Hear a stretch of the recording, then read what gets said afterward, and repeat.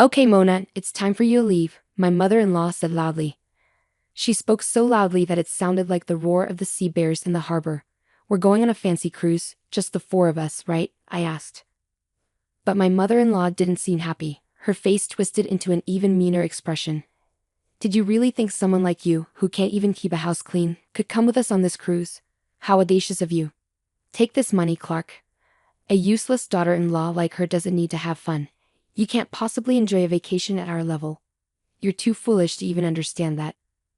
I didn't argue back against her harsh words. In my everyday life, I was used to being treated poorly with no one to support me. I had already given up hope. My mother-in-law laughed rudely and boarded the ship in a cheerful mood for vacation. My father-in-law and husband didn't say anything either. I looked at the three of them quietly, and as the ship sailed away, I waved and shouted goodbye. Best of luck to you. My mother-in-law started yelling back at me, but I ignored her. You're about to go on a trip I've planned for you, she said. Well, it's the best trip for me, at least. Enjoy the surprise revenge I have in store for you. You'll find out the details when you get there. My name is Mona, and I'm a 38-year-old homemaker. I work as a clerk at a medium-sized company. I've been married to Andrew for 7 years. Andrew and I were friends from our college days. We lost touch after graduating, but we started meeting up again by chance. Eventually, we fell in love and started dating about a year later. Shortly after Andrew and I started dating, he shared a secret with me. He told me he was unable to have children because of a condition called infertility. He looked sad when he told me, saying, "If we're together, we won't be able to have kids." But I wasn't upset by it. I never really had a strong desire to have children myself, and I believed we could still find happiness together even without them. So for the past 7 years of our marriage, without any children, we've been living peacefully as a couple. However, our relationship with my parents-in-law has always been difficult. Our house is right across from theirs, and since Andrew works for their company, we see them often. I don't mind that part. The issue is that both of my parents-in-law treat me coldly. My mother-in-law has always favored Andrew, so she doesn't seem to like me much and treats me like a bother. She often tries to pass household chores onto me, which is a common occurrence. She'll say things like, "Mona, I'm busy with work, so could you do the laundry and cleaning?" Or, "Oh, you don't have to cook. I can't eat the food you make anyway." When I explain that I also work full-time and it's hard for me to do everything, she gets angry. She'll say things like, "How dare you talk back to your mother-in-law? You're not fit to be my son's wife. Pack your bags and leave now." On top of that, my father-in-law is also set in his old-fashioned ways.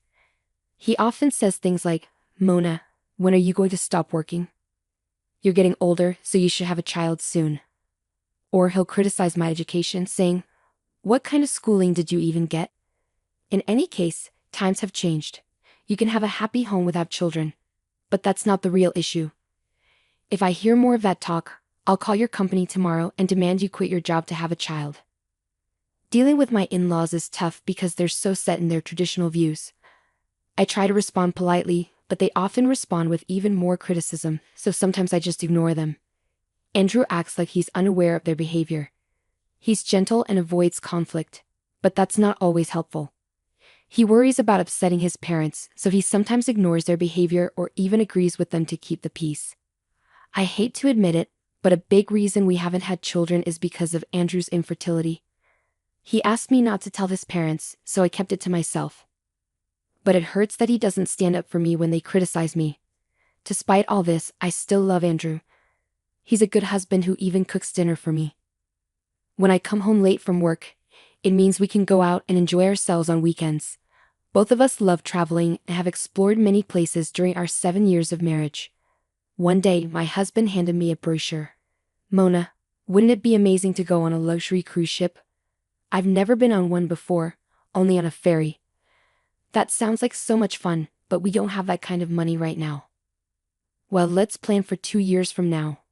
We'll save up and work together until then. That sounds like a good idea.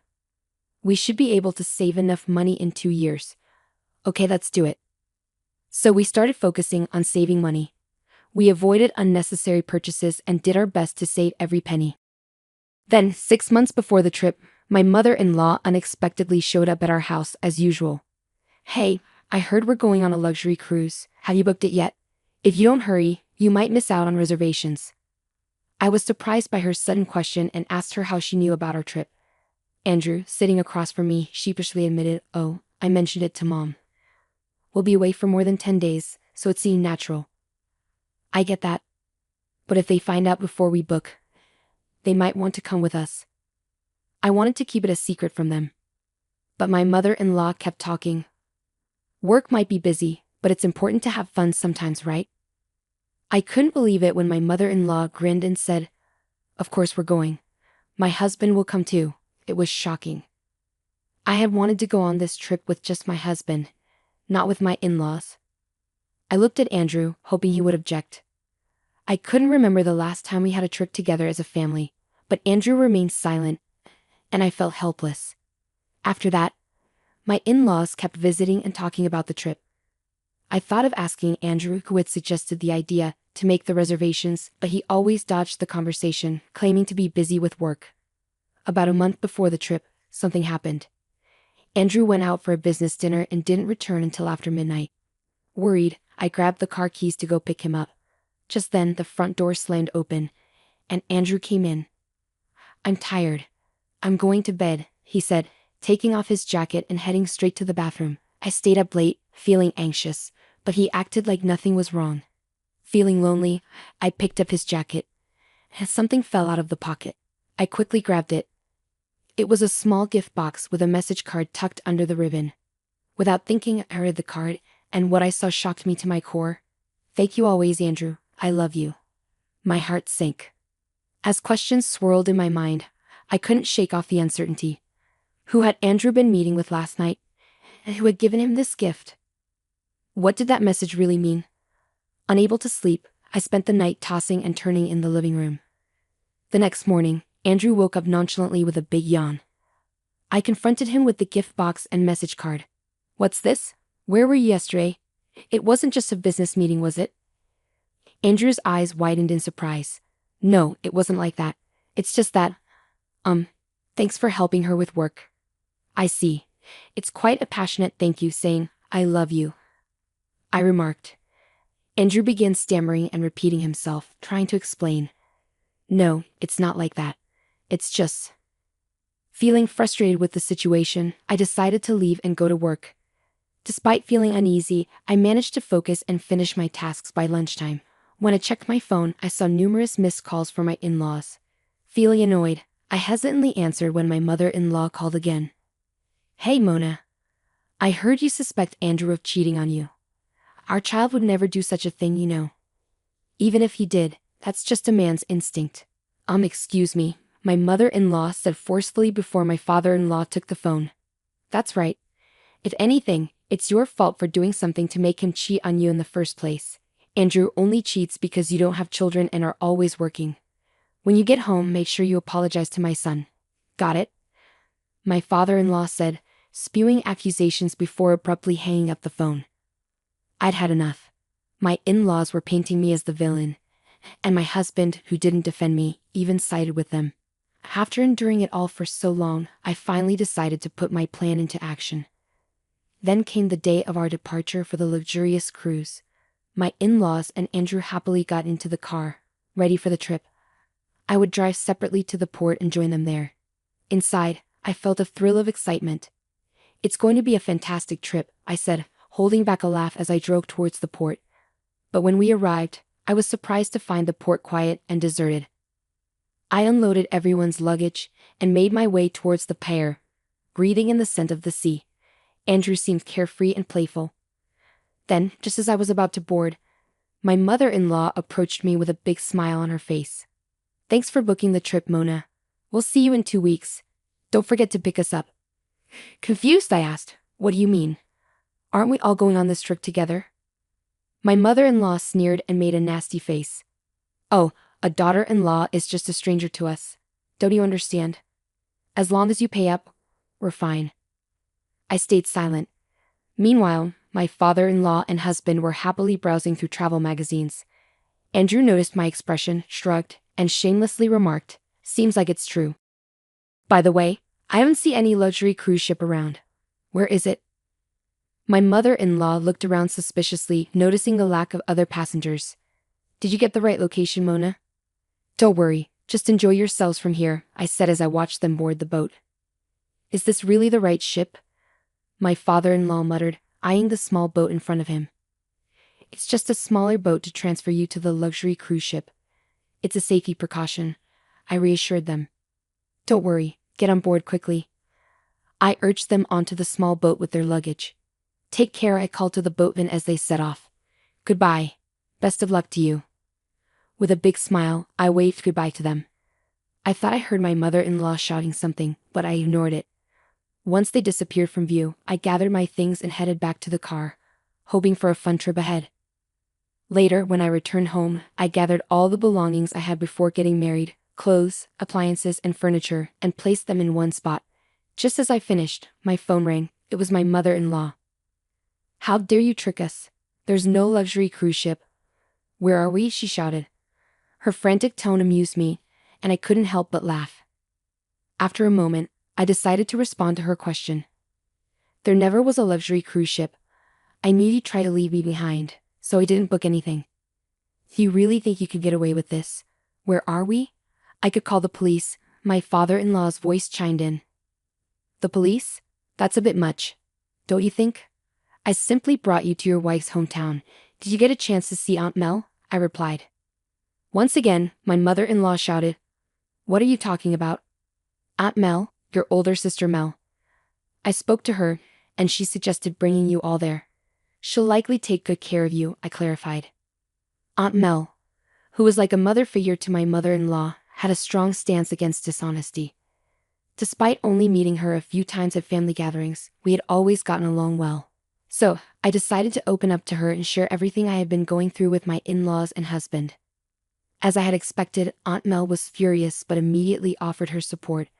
I'll come pick you guys up soon, she said, ending the call. Shortly afterward, I moved to a new apartment closer to my workplace, which made my daily commute much easier. During the move, I collected evidence of my husband's infidelity. He had been careless, leaving behind plenty of proof. By the time I had settled into my new place, I had gathered enough evidence to support my divorce case. With the help of a lawyer, we successfully finalized the divorce.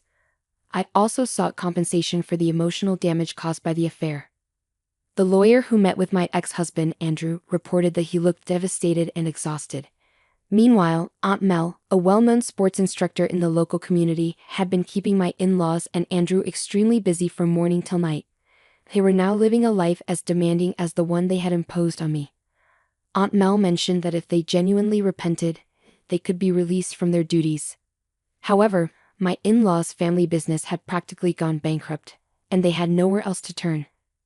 But their struggles were no longer my concern. I simply hoped to never have to see them again. On a brighter note, I've recently met a kind and understanding man who accepts me, including my divorce and all that led up to it. Once his work becomes less hectic, we plan to get married. Although my journey to happiness has been challenging, I'm looking forward to a joyful life with someone who always prioritizes me. I slumped onto the couch, utterly drained from the day's events. My mind was a whirlwind of emotions, struggling to process Larry's bombshell revelation. As I stared blankly at the wall, his words echoed in my head like a broken record. I got Kara pregnant. We need to talk about a divorce, June. Those 9 words shattered the life I had known, sending shockwaves through my very core. Kara, my supposed best friend since childhood, had betrayed me in the most unimaginable way, by having an affair with my husband Larry. And now, she carried his child, a living embodiment of their deceit.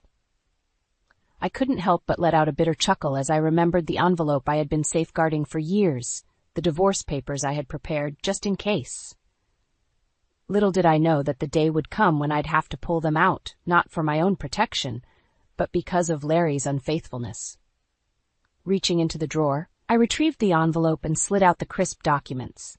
With a deep breath, I handed them to Larry, whose expression was a mixture of shock and guilt. "Here you go, Larry," I said, my voice surprising me with its steadiness. "The divorce papers I've had ready for this very day." Larry's mouth hung open, rendered speechless by my preparedness. I couldn't help but feel a twisted sense of satisfaction in catching him off guard. "June, he began, but I held up my hand, silencing him. "Save it, Larry. You made your choice, and now you have to live with the consequences. I won't be made a fool of anymore. I stood up, suddenly feeling a surge of strength and determination. This was the moment I had been bracing myself for. The moment when I would reclaim my life and leave behind the betrayal and lies. "Pack your things and get out," I said, my voice firm and unwavering. "I don't want to see your face again." Larry's eyes widened, but he knew better than to argue. He had played his hand, and now it was my turn to take control.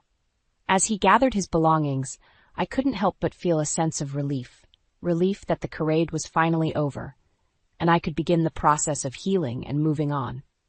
The door slammed shut behind him, and I was left alone in the silence. But for the first time in a long while, the silence felt liberating, not oppressive. I had taken the first step towards reclaiming my life, and nothing would stand in my way. In the days following Larry's departure, a heavy silence settled over our suburban Denver home. The once familiar surroundings now felt foreign, reminders of the life I had known slowly crumbling around me. As I navigated this new reality, I couldn't shake the nagging feeling that something wasn't quite right. Larry's behavior in the weeks leading up to his confession had been odd, to say the least. He was constantly glued to his phone, typing away furiously at all hours of the day and night. Whenever I questioned him about it, he dismissed my concerns with a wave of his hand and a mumbled excuse about work. But I knew better.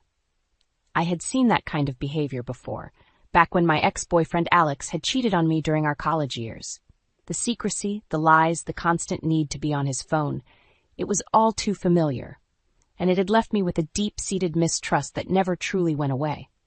As I sat alone in our living room, surrounded by the remnants of our once happy life, I couldn't help but flash back to those painful memories. The hurt, the betrayal, the overwhelming sense of not being enough. It all came rushing back, like a tidal wave crashing over me. And yet, even in the midst of my despair, a tiny flicker of anger began to burn within me. How could Larry, the man I had trusted with my heart and my life, do this to me? How could he so callously disregard the vows we had made, the promises we had exchanged? The more I thought about it, the more the anger grew, fueled by the realization that Kara, my supposed best friend, had been in on the whole charade. The two of them sneaking around behind my back, lying to my face. It was a betrayal so deep, so profound, that it shook me to my very core. I found myself replaying every interaction, every conversation, searching for clues that I had missed. Had Kara's overly friendly behavior towards Larry been a sign? Had her constant presence in our lives been a ploy to get closer to him? The questions swirled in my mind, each one more painful than the last. But amidst the hurt and the anger, a newfound resolve began to take shape. I would not be a victim in this twisted web of deceit. I would not allow myself to be cast aside like a piece of trash, discarded and forgotten. No, I would rise above it all, and I would make them pay for what they had done to me.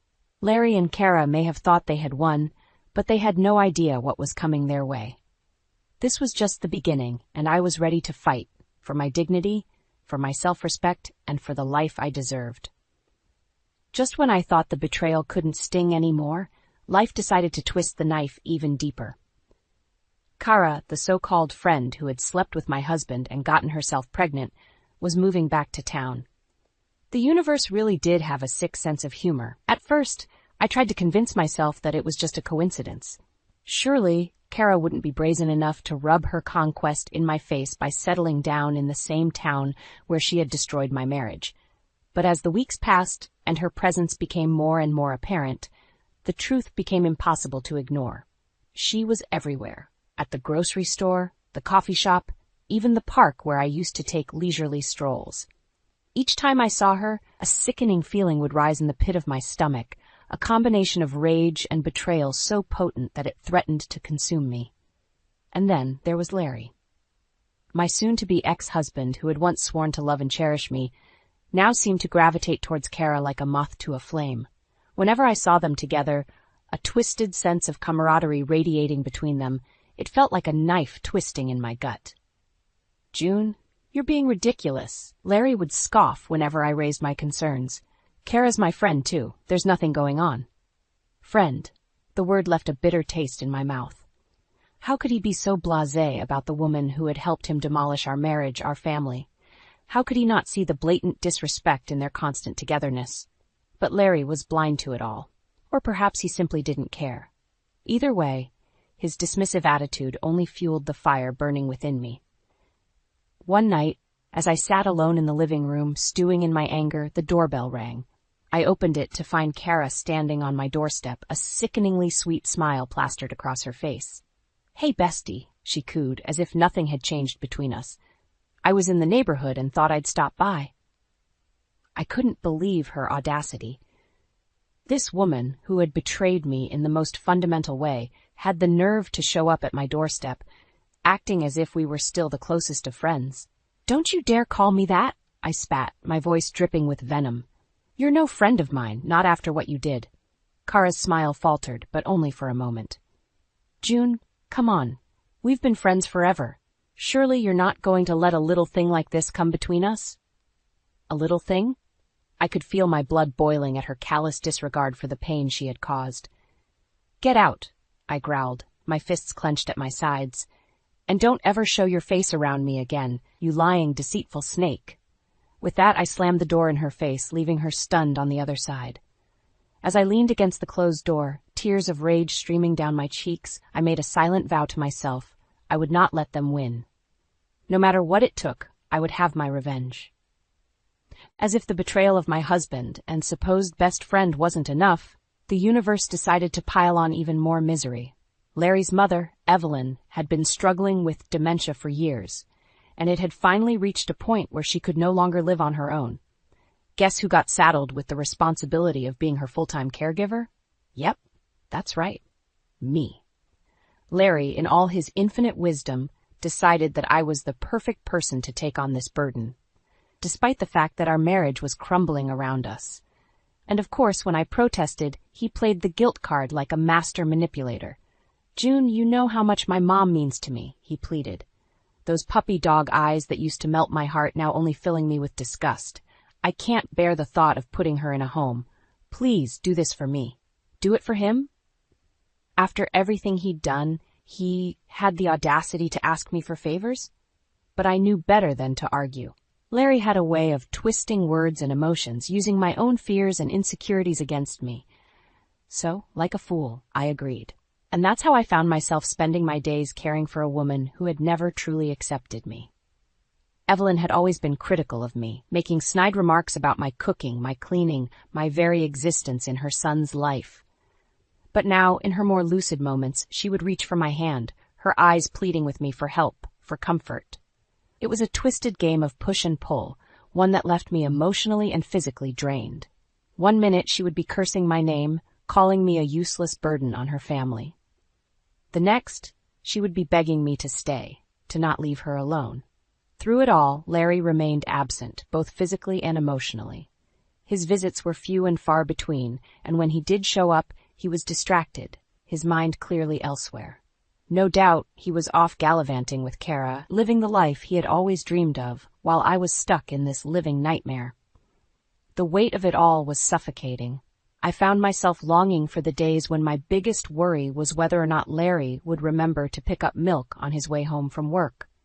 Now, my days were filled with cleaning up messes, administering medication, and trying to reason with a woman who was slowly losing her grip on reality.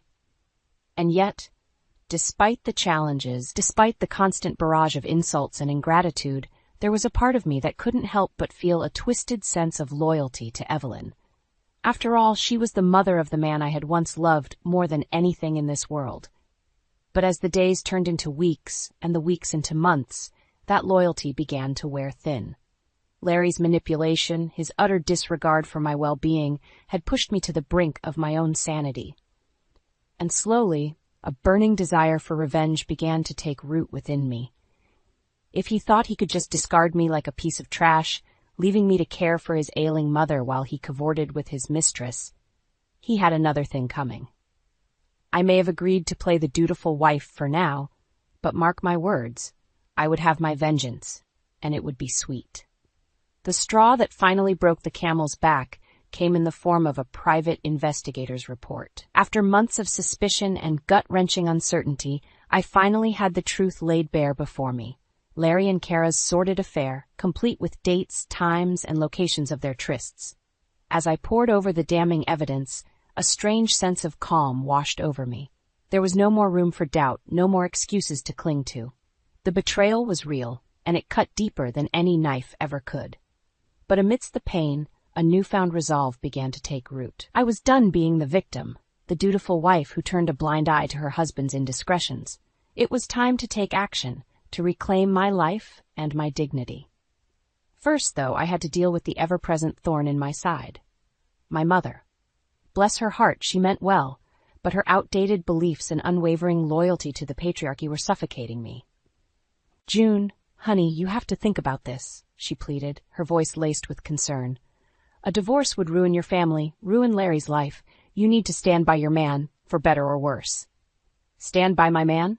The audacity of such a statement made my blood boil. Had she not seen the evidence, the cold, hard proof of his betrayal?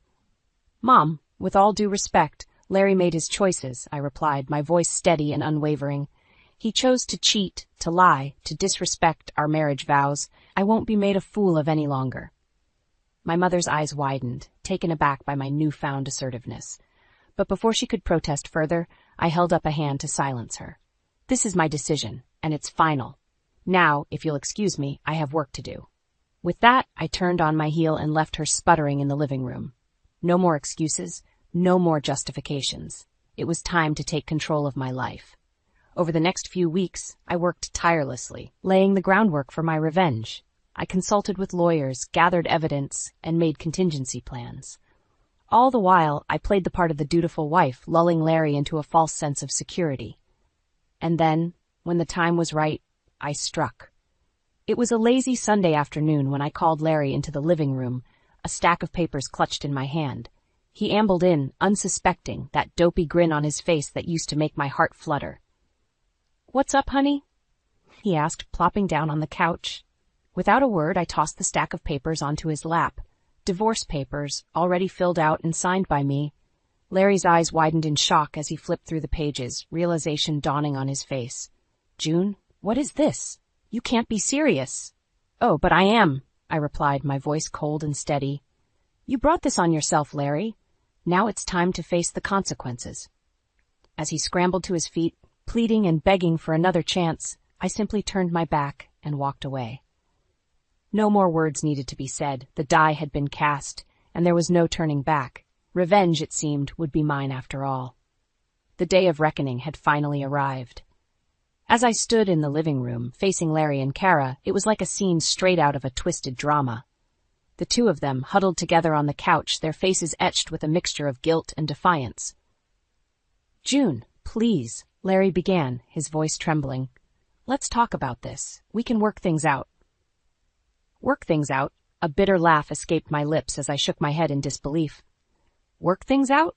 You really have some nerve, Larry." I turned my gaze towards Kara, who couldn't even meet my eyes. "And you, my supposed best friend, how could you do this to me?" Kara mumbled something under her breath, but I held up a hand to silence her. "Save it. I don't want to hear any more of your lies." Larry rose to his feet, desperation written all over his face. "June, think about this. A divorce would ruin me. My career, my reputation, everything would be destroyed." For a moment, a flicker of doubt crossed my mind. Was I really ready to upend our lives like this? But then I remembered the pain, the betrayal, the countless nights spent crying myself to sleep, and that doubt evaporated like smoke. "That's not my problem anymore, Larry," I said, my voice steely with resolve. "You made your choices, and now you have to live with the consequences." Kara finally found her voice, her eyes brimming with tears. "June, please. We never meant to hurt you. It just happened." It just happened?" I repeated incredulously. "You betrayed me in the worst possible way, and you have the audacity to make excuses?" I could feel the anger bubbling up inside me, a white-hot rage that had been simmering for months. "You know what, Kara? You're not my friend anymore. Why, in fact, you're nothing to me. Both of you can go to hell." The words hung in the air like a heavy weight, suffocating us all with their finality. Larry opened his mouth to protest, but I cut him off before he could start. "Don't even try it, Larry. This is over. Done. Finished. I want you out of this house by the end of the day." Kara let out a sob, burying her face in her hands. Larry, on the other hand, simply stared at me in stunned silence, as if he couldn't quite believe what was happening. "June, please," he tried again, desperation seeping into his voice. "I'll do anything. Just don't do this." But I was done listening, done making excuses for his behavior. With a shake of my head, I turned and walked away, leaving them to their misery. As I climbed the stairs, each step felt lighter, as if a massive weight was being lifted from my shoulders. The lies, the deceit, the constant sense of betrayal, it was all finally behind me. In that moment, I knew that no matter what came next, I would be okay. I had survived the unthinkable, and I had emerged stronger, more resilient than ever before. Larry and Kara may have thought they had won, but in the end, it was me who had reclaimed my power, my dignity, and my life. And as I closed the bedroom door behind me, I couldn't help but smile. Revenge, it seemed, was truly a dish best served cold. The next few hours were a blur of activity, punctuated by the sounds of shouting and slamming doors. True to my word, I was kicking Larry out of our home, and he was not going quietly. "June, please, let's talk about this," he pleaded, his voice a mixture of desperation and anger. "You can't just throw me out on the street." I steeled myself against his protests, focusing instead on the task at hand. With a strength I didn't know I possessed, I began gathering his belongings, clothes, books, personal effects, and tossing them haphazardly into boxes and bags. "June, stop this madness," he shouted, grabbing my arm in a futile attempt to halt my progress. "Think about what you're doing." I twisted out of his grasp, my eyes blazing with a fury I had never felt before. "Don't you dare touch me, Larry. You lost that right a long time ago." Kara, bless her soul, had wisely chosen to remove herself from the situation, retreating to who knows where, but even her absence couldn't dampen the raging fire within me. This was it. The moment I had been waiting for. The chance to excise the cancer that had been slowly poisoning my life. With each item I packed, each memory I boxed away, I felt a sense of liberation wash over me. This was my home, my sanctuary, and I would be damned if I let Larry's betrayal taint it any longer. "June, please, I'm begging you," he tried again, his voice cracking with emotion. "I can make things right, I swear. Just give me another chance." Another chance? The absurdity of his request nearly made me laugh out loud. How many chances had I given him already, only to have them thrown back in my face? "You had your chance, Larry," I said, my voice cold and unwavering, "and you blew it. Now it's time to face the consequences." As if on cue, the doorbell rang, and I felt a surge of relief wash over me. Angela, my best friend and confidant, had arrived, not a moment too soon. I opened the door to find her standing there, a look of steely determination on her face. Without a word, she brushed past me and made her way towards Larry, who was still pleading his case. "You heard the lady," Angela said, her voice leaving no room for argument. "It's time for you to go." Larry's eyes widened as he took in her imposing presence. For a moment I thought he might try to argue, but one look from Angela seemed to drain him of his fight. "Fine," he spat, his voice dripping with bitterness. "But this isn't over, June. Not by a long shot." With that, he gathered up the boxes and bags, shooting me one last venomous glare before storming out the door and slamming it behind him. As the echoes of his departure faded, I felt myself sag against the wall, the weight of the past few hours finally catching up to me. Angela was at my side in an instant, her arms wrapped around me in a comforting embrace. "It's okay," she murmured, her voice a soothing balm to my frayed nerves. "You did the right thing. He's gone, and you're free." And in that moment, as I clung to my friend, I knew she was right. The battle had been won, and the war was finally over. Larry was gone, banished from my life, and I could finally begin to heal. Revenge, it seemed, was a dish best served piping hot. The months that followed were a whirlwind of legal battles and emotional upheaval, but through it all, I remained steadfast in my resolve. Larry thought he could walk away scot-free, but he had another thing coming. With the help of a tenacious lawyer, I went after him for everything he had, alimony, assets, you name it. And in the end, my perseverance paid off. The judge saw right through Larry's lies and awarded me a hefty settlement, one that would ensure I could start my new life on solid financial footing. But the true victory, the sweetest revenge, came in the form of Kara's downfall. Karma, it seemed, had a wicked sense of humor. It all started when Kara's new boyfriend, some poor schmuck she had sunk her claws into, caught wind of her sordid affair with Larry.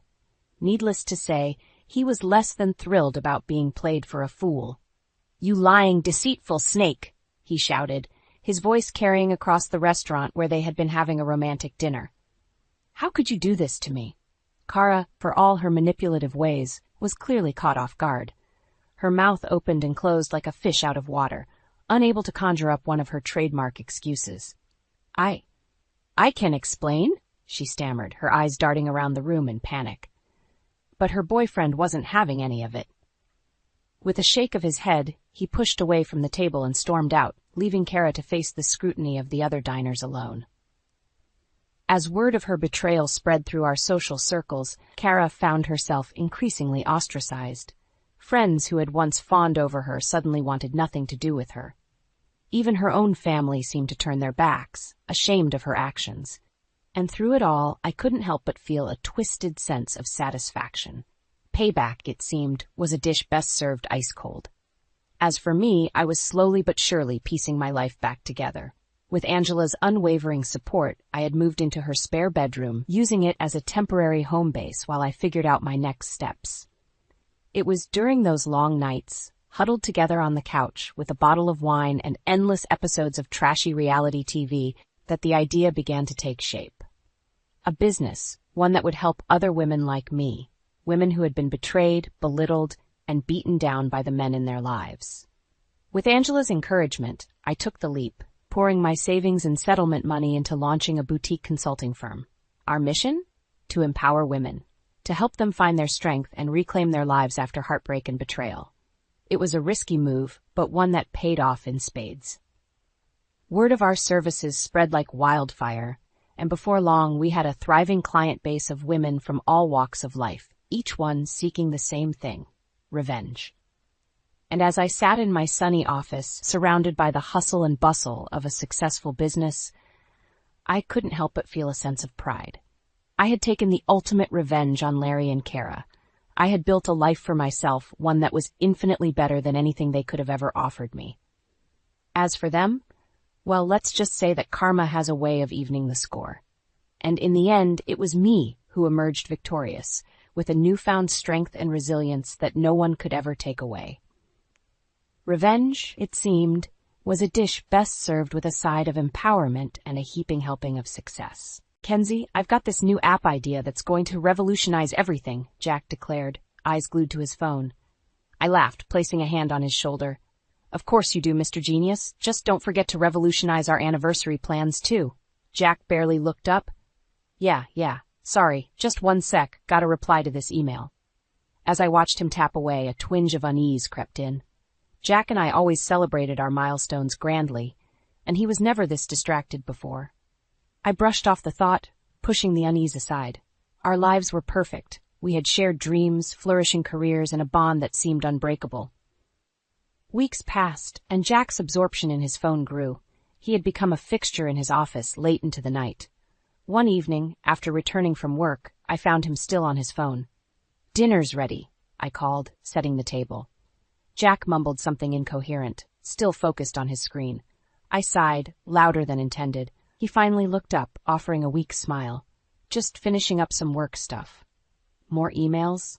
I couldn't hide the sarcasm in my voice. Jack sighed. "Kenzie, it's complicated. Just trust me." "Trust you? That's the thing, Jack. It's hard to trust someone who's always hiding behind a screen." He stood up, approaching the table. "I'm not hiding anything. Work's just demanding right now. We'll celebrate once things calm down." I nodded, but doubt gnawed at me. Something felt off, an undercurrent of tension I couldn't ignore. Another late night. I woke to an empty bed, Jack nowhere in sight. I tiptoed down the stairs, peeking into his home office. There he was, whispering into his phone. "Jack, it's almost midnight," I interrupted. He jumped, sliding his phone into his pocket. "Go back to sleep, Kenzie." Now my curiosity was piqued. "Who were you talking to?" "Just a client from another time zone. You know how it is." His tone was defensive, making my suspicion grow stronger. I crossed my arms. "Do I?" He sighed, running a hand through his hair. "You're overthinking this, Kenzie. Go to bed." Reluctantly I did, but the seeds of doubt were firmly planted. The next morning at breakfast, Jack barely touched his food. "Busy day?" I asked, trying to keep the conversation light. "Yeah." Got a big project in the works. Sorry if I seem distant. The apology was half-hearted. Maybe we should plan a weekend getaway, I suggested. Could do us some good. He nodded absent-mindedly. Sure, sounds nice. But his lack of enthusiasm was evident. Our seemingly perfect life was beginning to show cracks, and a gnawing feeling in my gut told me things were about to get worse. I decided to talk to Mia, my best friend, at lunch later that day. If anyone could offer perspective, it was her. Yet a part of me already knew I wasn't overthinking. The perfect illusion was crumbling, and buried beneath it lay truths that would soon unravel our lives. I met Mia at our usual lunch spot, a cozy cafe downtown. We ordered our usual chicken salad for me and a turkey club for her. As comfortable as our routine was, an uncomfortable feeling loomed over me. Everything okay, Kenz? Mia asked, taking a sip of her iced tea. Jack's been acting strange. He's always on his phone, working late. It doesn't feel right. Mia gave me a sympathetic look. Maybe it's just work stress. You know how demanding tech can be. Maybe, I replied, though I wasn't convinced. Just then, my eyes caught a familiar figure outside the cafe window. Jack. He was standing close to a young woman, laughing, his arm around her waist. My heart sank. Mia, I said sharply, interrupting her mid-sentence. Look. She turned to follow my gaze and gasped. Is that... Jack, I confirmed softly, and he's not alone. We both watched as Jack leaned in to kiss the woman. I felt a wave of nausea. This wasn't just a work thing. It was something far more painful. Mia shook her head in disbelief. Kenzie, I'm so sorry. I stood abruptly, determined to confront him. Mia grabbed my arm. No, not here. Wait till you have him alone. Chomping down my initial impulse, I nodded. You're right, but that, I pointed out the window, isn't just anyone. That's Paige. Her eyes widened. My daughter, Paige? No way. She's only 24. What the hell is going on? I wish I knew, I said through gritted teeth. I'll find out tonight. Dinner was a silent affair, tension hanging like a storm cloud. Jack poked at his food, clearly distracted. Who was she? I finally blurted out. Jack looked up, feigning confusion. Who? Don't who me. Paige, I saw you with her today. His face hardened. Kenzie, it's not what you think. Then what is it? I demanded, my voice shaking with anger. Jack pushed his chair back and stood up. Fine. You want the truth? Paige and I are seeing each other. It felt like the floor dropped from beneath me. You're seeing my best friend's daughter? How could you? I'm tired of this life, Jack snapped. I need something new, something exciting. Paige gives me that. I could barely breathe. So you destroy our life for what? A fling? It's more than a fling, he said coldly. I'm done pretending. I stood there, staring at a man I no longer recognized. The silence grew heavy until Jack muttered, I'm staying with Paige tonight. He walked out, leaving me in the ruins of our perfect life. The door slammed, and I broke down, feeling the sting of betrayal cut deep. The man I thought I knew was gone, replaced by a stranger tangled up with a girl half his age. This wasn't just an end. It was a beginning. The beginning of understanding just how deep this betrayal cut and where it would lead me next. I dialed my mother, Evelyn, the next morning, desperate for some sense of clarity. As soon as she picked up, I could barely keep the tears from spilling. Mom, I need to talk to you. Can you come over? Her voice was firm yet concerned. I'll be there in 20 minutes. When she arrived, I could see the worry etched on her face. Kenzie, what's going on? Jack's having an affair, I replied, trying to steady my voice. With Paige. Evelyn's eyes widened in shock. Paige? Mia's daughter? Yes, and he admitted he's leaving me for her. As if on cue, Mia called me. Kenzie, I heard everything. I'm coming over. We need to talk about this face to face. We all gathered in my living room. The tension was palpable. Mia was the first to break the silence. I never thought Paige could do something like this. She's my daughter. How could she betray you, betray us like this? It gets worse, I said. Jack's leaving me for her. He's tired of our life. Evelyn shook her head. Her usual calm rattled. We need to confront them. This can't go on. Before I could respond, the door opened, and in walked Jack and Paige, hand in hand. The audacity of it took my breath away. Well, looks like the party started without us, Paige sneered. How dare you? Mia shouted, stepping forward. You betrayed your own family. Paige shrugged, unfazed. It's not my fault you all are so boring. Jack wants excitement, and I can give him that. Jack stood there, silent but resolute. His presence was like a wall, indifferent and cold. Evelyn, Mia pleaded, say something, please. My mother took a deep breath. Paige, you've always been conniving, but this... I never thought you would stoop so low to destroy your own family. Paige rolled her eyes.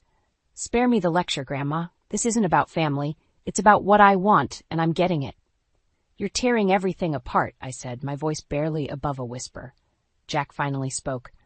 We're not tearing anything apart that wasn't already broken. I'm done living a lie. So this is it? I asked, desperation clinging to my words. You're choosing this over us? That's right. Paige answered for him, pulling Jack closer. Get used to it. Evelyn stepped forward then. Paige, you're living off a trust fund that's about to run out. What happens when you're broke? Shock rippled across Paige's face, though she quickly masked it. We'll manage, right, Jack? Jack hesitated, the first sign of doubt crossing his face. Think long and hard, Jack, Evelyn continued. Is this really what you want? Jack's silence was deafening, the realization hitting him for the first time. As they turned to leave, the sense of finality settled in. But amidst the heartbreak, there was a small flicker of hope. It was the beginning of a plan, a way to regain control and ensure they would come to regret every single decision they had made. Evelyn and Mia stayed late into the evening, offering support and helping me regain some composure. The reality of my situation made it almost impossible to think clearly. Kenzie, you need to focus on yourself now, Evelyn said firmly, and figure out your next move. I will, but I can't just let them get away with this, I replied, the anger in my voice unmistakable. Mia nodded. We've got to hit them where it hurts. Paige's trust fund is almost gone, and Jack doesn't know that yet. The thought was sobering. I smiled slightly, a plan beginning to form. That's a start, and they'll be penniless soon. Over the next few days, I focused on my job, pouring all my energy into my work. Success would be my revenge. The drive to succeed, combined with the desire for payback, propelled me forward. Each day, the path became clearer. One evening, I needed to relive some of the tension, so I met up with Zoe, my closest friend since college, who worked as a private investigator. If anyone could help dig in deeper, it was her. Zoe, I need your help, I said as we sat down in her office. She took a sip from her coffee and leaned forward. Give me the details. Jack's been cheating on me with Paige, Mia's daughter, I explained quickly. Zoe's brow furrowed. That's messy. What do you want me to do? I need anything and everything you can find. Financials, secrets, there has to be something, I said resolutely. You got it, Zoe replied, grabbing a notepad. I'll get started right away. As Zoe began her investigation, I kept moving ahead. I filed for divorce and focused on climbing the ranks at work. Every success was a small victory, a step towards reclaiming my life. A few days later, Zoe called me. Kenzie, I've got something. Meet me at the cafe. When I arrived, Zoe had a folder ready. Jack's financials are tied up in risky investments, and Paige isn't as squeaky clean as she appears. She's run up a lot of debt, and without that trust fund, she's toast. I felt a grim satisfaction. So they'll hit rock bottom soon. Seems like it, Zoe confirmed. They'll tear each other apart once the money runs dry. At home, I organized the documents and reports Zoe had given me. I would use every bit of this information to ensure they faced the consequences of their actions. Meanwhile, Jack and Paige's relationship started to deteriorate. The financial strain was taking its toll. I heard rumors of their arguments, and it was like a small beacon of justice. Each day, I grew closer to my goal. I could sense their downfall approaching. I would be there, ready to watch it unfold, a fitting end for their betrayal. I knew the time for a dramatic confrontation was nearing, and I was more prepared than ever to face it. The morning after filing for divorce, I felt a strange sense of liberation. It was like I'd cut away the final tether holding me to a life that no longer existed. Jack's reaction had been predictably indifferent when he received the papers. Are you serious, Kenzie? He'd said, briefly looking up from his phone. Is this really necessary? You made it necessary. This is the consequence of your choices, I responded, my voice steady. He shook his head, scoffing as he walked away. His reluctance to acknowledge the gravity of the situation only fueled my resolve. Back in my office, I called Zoe. Can you meet for lunch? I have an idea. At the cafe, we discussed ways to use the information she'd gathered. Jack's partners need to know about his shady financials, Zoe suggested. And Paige's debt. Let's start a little fire and watch it burn. I added. Zoe smirked. I like the way you think. Over the next few weeks, block by block, I built my case. I discreetly provided Jack's partners with evidence of his risky investments. They started distancing themselves, and whispers of mismanagement circulated. Jack was too absorbed in his downward spiral with Paige to notice the backlash coming from his associates. Meanwhile, I threw myself into work. Late nights and hard-fought achievements raised my profile within the company. It wasn't just revenge, it was also about rebuilding my life, on my terms.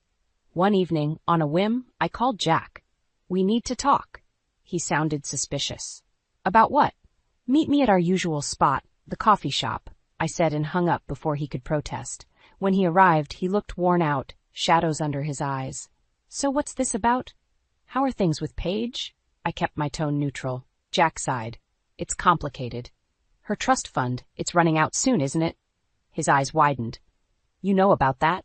Of course I do, and the debt she's accumulated. I leaned in. Jack, you left our stable life for this mess. Does she even know? Since when do you care? He retorted, frowning. I don't. I just want you to face the reality you've created, I said, standing up. Good luck with that. Leaving him there, stunned, felt like a small victory. This was far from over. A few days later, Zoe called me, excitement in her voice. Kenzie, I've got something big. Meet me at my office. When I arrived, she handed me another folder. More dirt on Paige. She's been stealing from Jack's business account to pay her debts. I couldn't help but smile. This is exactly what I needed. Ready to pull the trigger? Zoe asked, eyes gleaming. Absolutely, I replied. Let's finish this. I returned home, preparing for the final stage. Jack and Paige were on the brink of ruin, and I was ready to give them the final push. Revenge was no longer just a desire. It was a certainty. And soon, they would face the full consequences of their betrayals. It wasn't long before Jack's world began to crumble. At first, I heard whispers at work about a big fallout between him and several investors. They were pulling out, leaving his latest project hanging by a thread.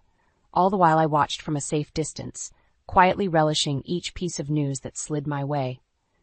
One night I was working late when my phone buzzed. It was Zoe. You need to hear this, Kenzie. Jack just found out about Paige's secret debts. He is livid. Where are they? I asked, curiosity piqued. They're holed up at their apartment. From what I've heard, things are getting heated. Part of me wanted to ignore it, but another part, a stronger part, needed to see the fallout firsthand. I grabbed my coat and drove to their place, staying out of sight but close enough to hear the raised voices echoing through the night.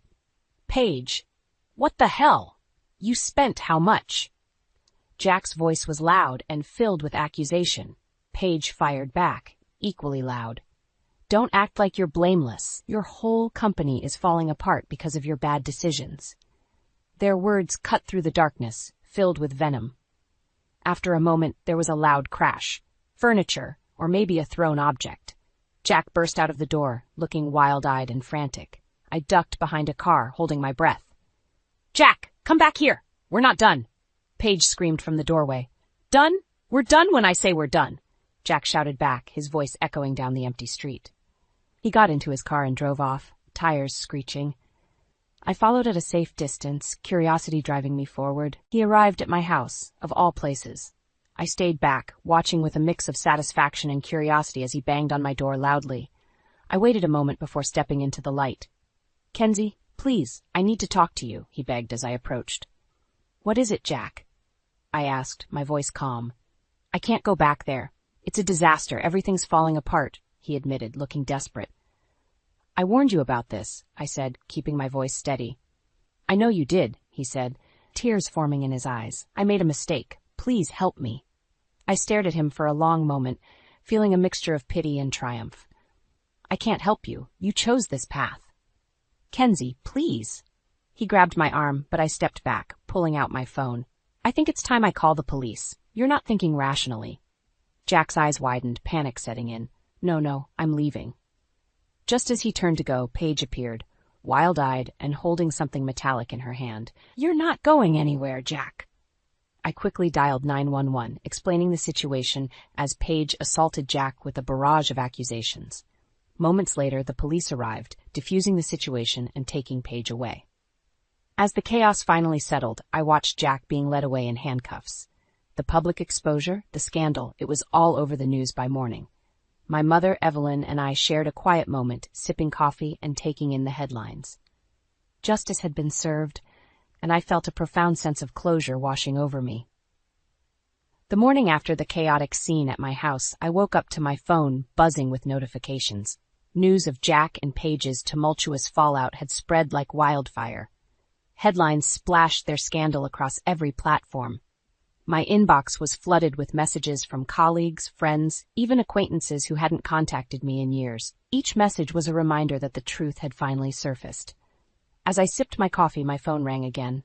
It was Zoe. "Did you see the news?" "I have. Couldn't happen to a nicer couple, right?" I replied, unable to hide my satisfaction.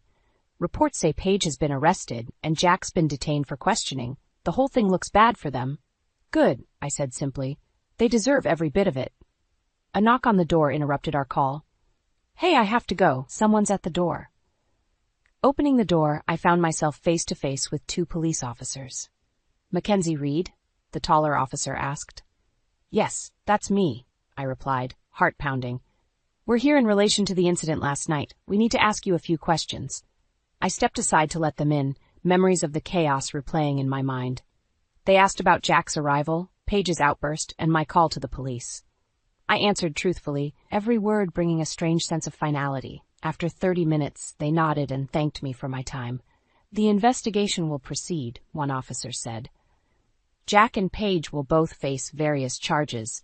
If you need any assistance, don't hesitate to reach out."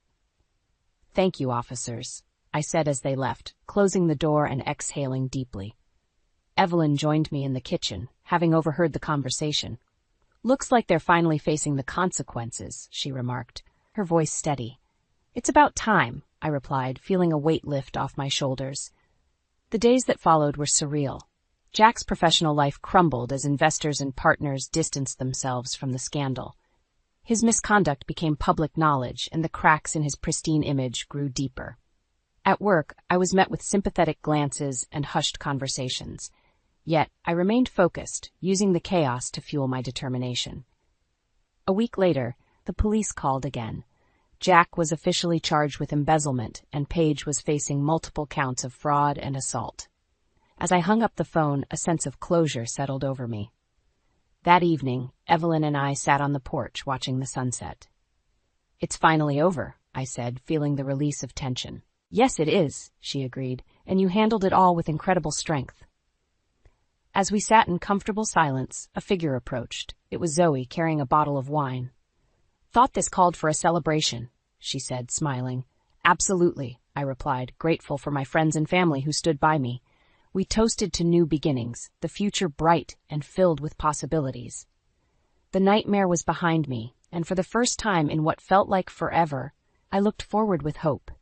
Jack and Paige had met their reckoning, and I had emerged stronger, ready to embrace whatever came next. The aftermath of Jack and Paige's downfall brought a strange calm to my life. It felt like everything that once weighed me down had been lifted. My focus shifted entirely to my career, and the rewards quickly followed. Promotions, recognition, everything started to fall into place. One afternoon, I was in a meeting when my phone buzzed with a message from Mia. "Let's catch up. Need to talk." We met at the same cafe where my suspicions had first been confirmed. Mia looked visibly drained but determined. "Kenzie, thank you for everything. You handled this whole mess with such grace." I smiled, sipping my coffee. "I couldn't have done it without you and Zoe. How's Paige?" "Her hearing is next month. She's been cut off and has to face the consequences alone," Mia said, sadness and resolution mixing in her voice. "She made her choices," I replied softly. As the weeks turned into months, the legal proceedings took their toll on Jack and Paige. Jack made a few feeble attempts to contact me, but I blocked all his efforts. He was a chapter I was done reading, and I had no intention of going back. One evening, while working late again, a colleague, Mark Adams, knocked on my office door. "Still here, Kenzie?" "Yeah, just wrapping things up. How about you?" "Same. Listen, I was thinking of grabbing a coffee. Care to join?"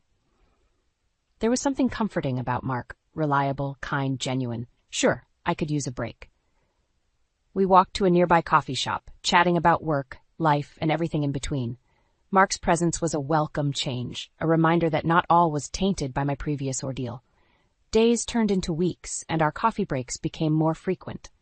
Mark's support was unwavering, a stark contrast to the deception I'd endured. One evening, as we walked back to the office, he stopped and turned to me. "Kenzie, would you consider maybe dinner this weekend?" It caught me off guard, but in a good way.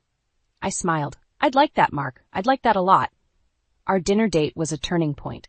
Conversation flowed easily, laughter came naturally, and for the first time in a long time, I felt genuinely happy.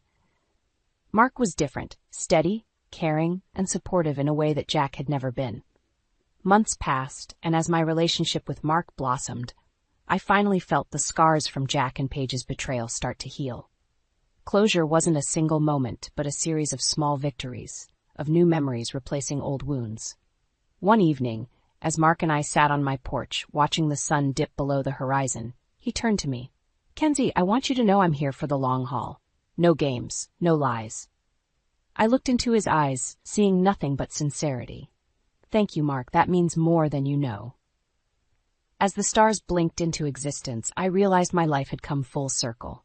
The chapters of betrayal and revenge were closed, replaced by hope and a genuine connection. With Mark by my side, I was ready to embrace the future, knowing that this time it was built on trust and mutual respect. "Seriously, this is what you cooked for my promotion?"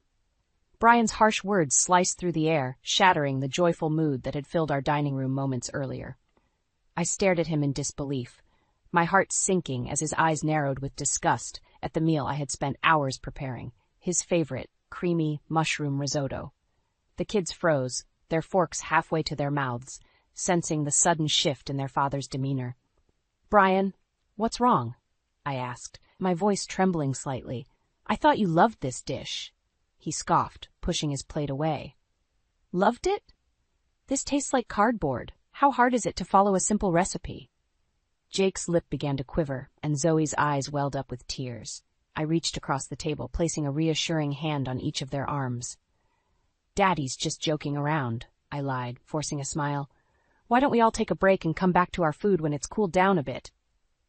Brian shot me a contemptuous glare, but I refused to meet his gaze, focusing instead on comforting our children.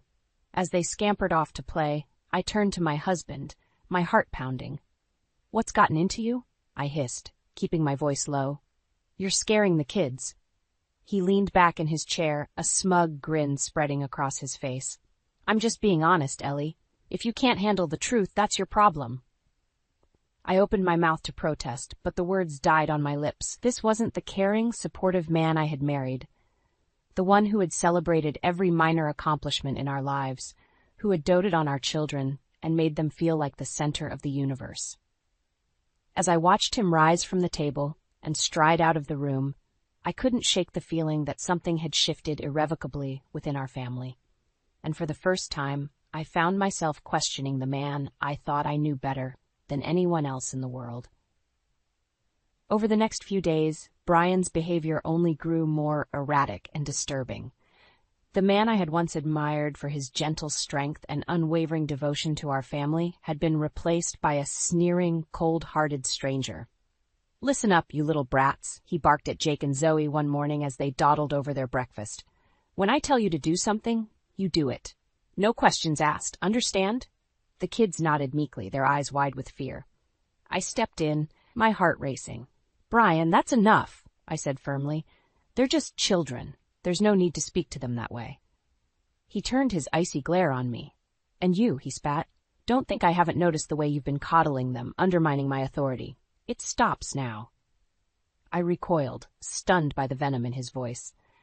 Before I could respond, he stormed out of the house, leaving us all shell-shocked in his wake. That evening, after putting the kids to bed, I called my Uncle Tom, desperate for advice. "He's like a different person," I sobbed into the phone. "I don't know what's happening to him, but it's scaring me, Tom, and the kids are terrified." Uncle Tom's voice was gentle but firm. "You need to get out of there, Ellie. At least for a little while, until we can figure out what's going on with Brian. Stay with your parents, or come to my place. Just get yourself and the kids to safety." I shook my head, even though he couldn't see me. "I can't just leave," I protested, He's my husband, the father of my children. I have to try to help him, to get through to him. Ellie? Uncle Tom sighed heavily. Sometimes the people we love the most are the ones who can hurt us the deepest. Promise me you'll at least consider getting out for a while, okay? For the kids' sake, if nothing else. I promised, but deep down I knew I wouldn't leave. Not yet. I had to believe that the man I loved was still in there somewhere, buried beneath this new, twisted persona. And I was determined to find him, no matter what it took. I knew I had to get to the bottom of Brian's disturbing transformation, no matter how painful the truth might be. Late one night, after he had stormed off to bed, I crept downstairs, my heart pounding in my chest. From the living room, I could hear the faint murmur of his voice, punctuated by occasional bursts of hushed laughter. Straining to listen, I made out the words Megan and can't wait to see you again. A wave of nausea washed over me as the realization hit. My husband was having an affair. I pressed my ear closer to the door, tears stinging my eyes as Brian's sickly sweet endearments floated out to me. You're the only one who understands me, Megan, the only one who makes me feel alive. White-hot anger surged through me, momentarily overshadowing the hurt and betrayal. How dare he? How dare he throw away everything we'd built together, our family, our vows, for some cheap fling? I burst through the door, my hands balled into fists at my sides. So that's it, then? I spat, my voice shaking with rage. You're just going to toss me and the kids aside for some young thing at work? Brian whirled around, his face flushing crimson as he scrambled to end the call. Ellie, it's not what you think. Don't lie to me, I screamed, all pretense of composure abandoned. I heard everything, you miserable bastard. How could you do this to us? He narrowed his eyes, his lips curling into a sneer. Don't act so innocent, Ellie. You've been smothering me for years, treating me like a child instead of a man. Megan understands me, respects me. She's not some nagging shrew like you. The words stung like a physical blow, but I refused to back down. You're a coward, Brian. A selfish, spineless coward. And if you think for 1 second that I'm going to stand by and let you destroy this family, you're sadly mistaken. He laughed then, a harsh, grating sound that chilled me to the bone. Oh, really? And what are you going to do about it, huh? Leave me? Go ahead, be my guest. But just remember, without me, you and those brats are nothing. In that moment, as I stared into the cold, dead eyes of the man I had once loved more than life itself, I knew our marriage was over. The only question was, how far was I willing to go to protect my children from the monster their father had become? After my confrontation with Brian, I knew I had to get out. But where could I go? With no job and no savings of my own, I was completely dependent on him financially. That's when I remembered my parents' offer to let me stay with them if things ever got bad. At the time, I had brushed it off, certain that Brian and I were solid. But now, I dialed their number with trembling fingers, praying they would answer. Mom picked up on the third ring. Ellie?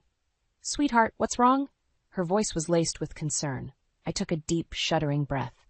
Mom, I need your help. Brian, The words stuck in my throat as a fresh wave of tears spilled down my cheeks. Say no more, she said firmly. Your father and I will be there first thing in the morning to get you and the kids out of there. You just focus on packing a bag, okay? Relief washed over me, closely followed by a pang of guilt. But, Mom, I can't just show up on your doorstep with no warning. What about... Don't you dare finish that sentence, Ellie Scott. She cut me off. You are my daughter, and those babies are my grandchildren. There is nothing in this world more important than keeping you all safe. Do you understand me? I nodded weakly, fresh tears blurring my vision. Thank you, I whispered. I don't know what I'd do without you guys. The next morning, as promised, my parents arrived just after sunrise. Brian had already left for work, thank God. I didn't think I could face him again, not after last night. Dad pulled me into a fierce hug as soon as I opened the door. It's going to be okay, sweetie, he murmured, stroking my hair. We're going to get through this, I promise. With their help, we packed up what little we could and left that house behind, at least for the time being. As we drove away, the kids clutching their favorite stuffed animals in the back seat, I couldn't help but feel a twinge of sadness for the life I thought we'd had. But that life, I realized, had been a lie, and it was time to start over, no matter how hard it might be. My first call once we were settled at my parents' place was to my Aunt Linda, who worked as a realtor. If I was going to build a new life for me and my kids, I needed my own place. "Don't you worry about a thing, honey," she assured me when I explained the situation. "I'll find you the perfect little nest egg, you'll see. Just focus on those babies for now."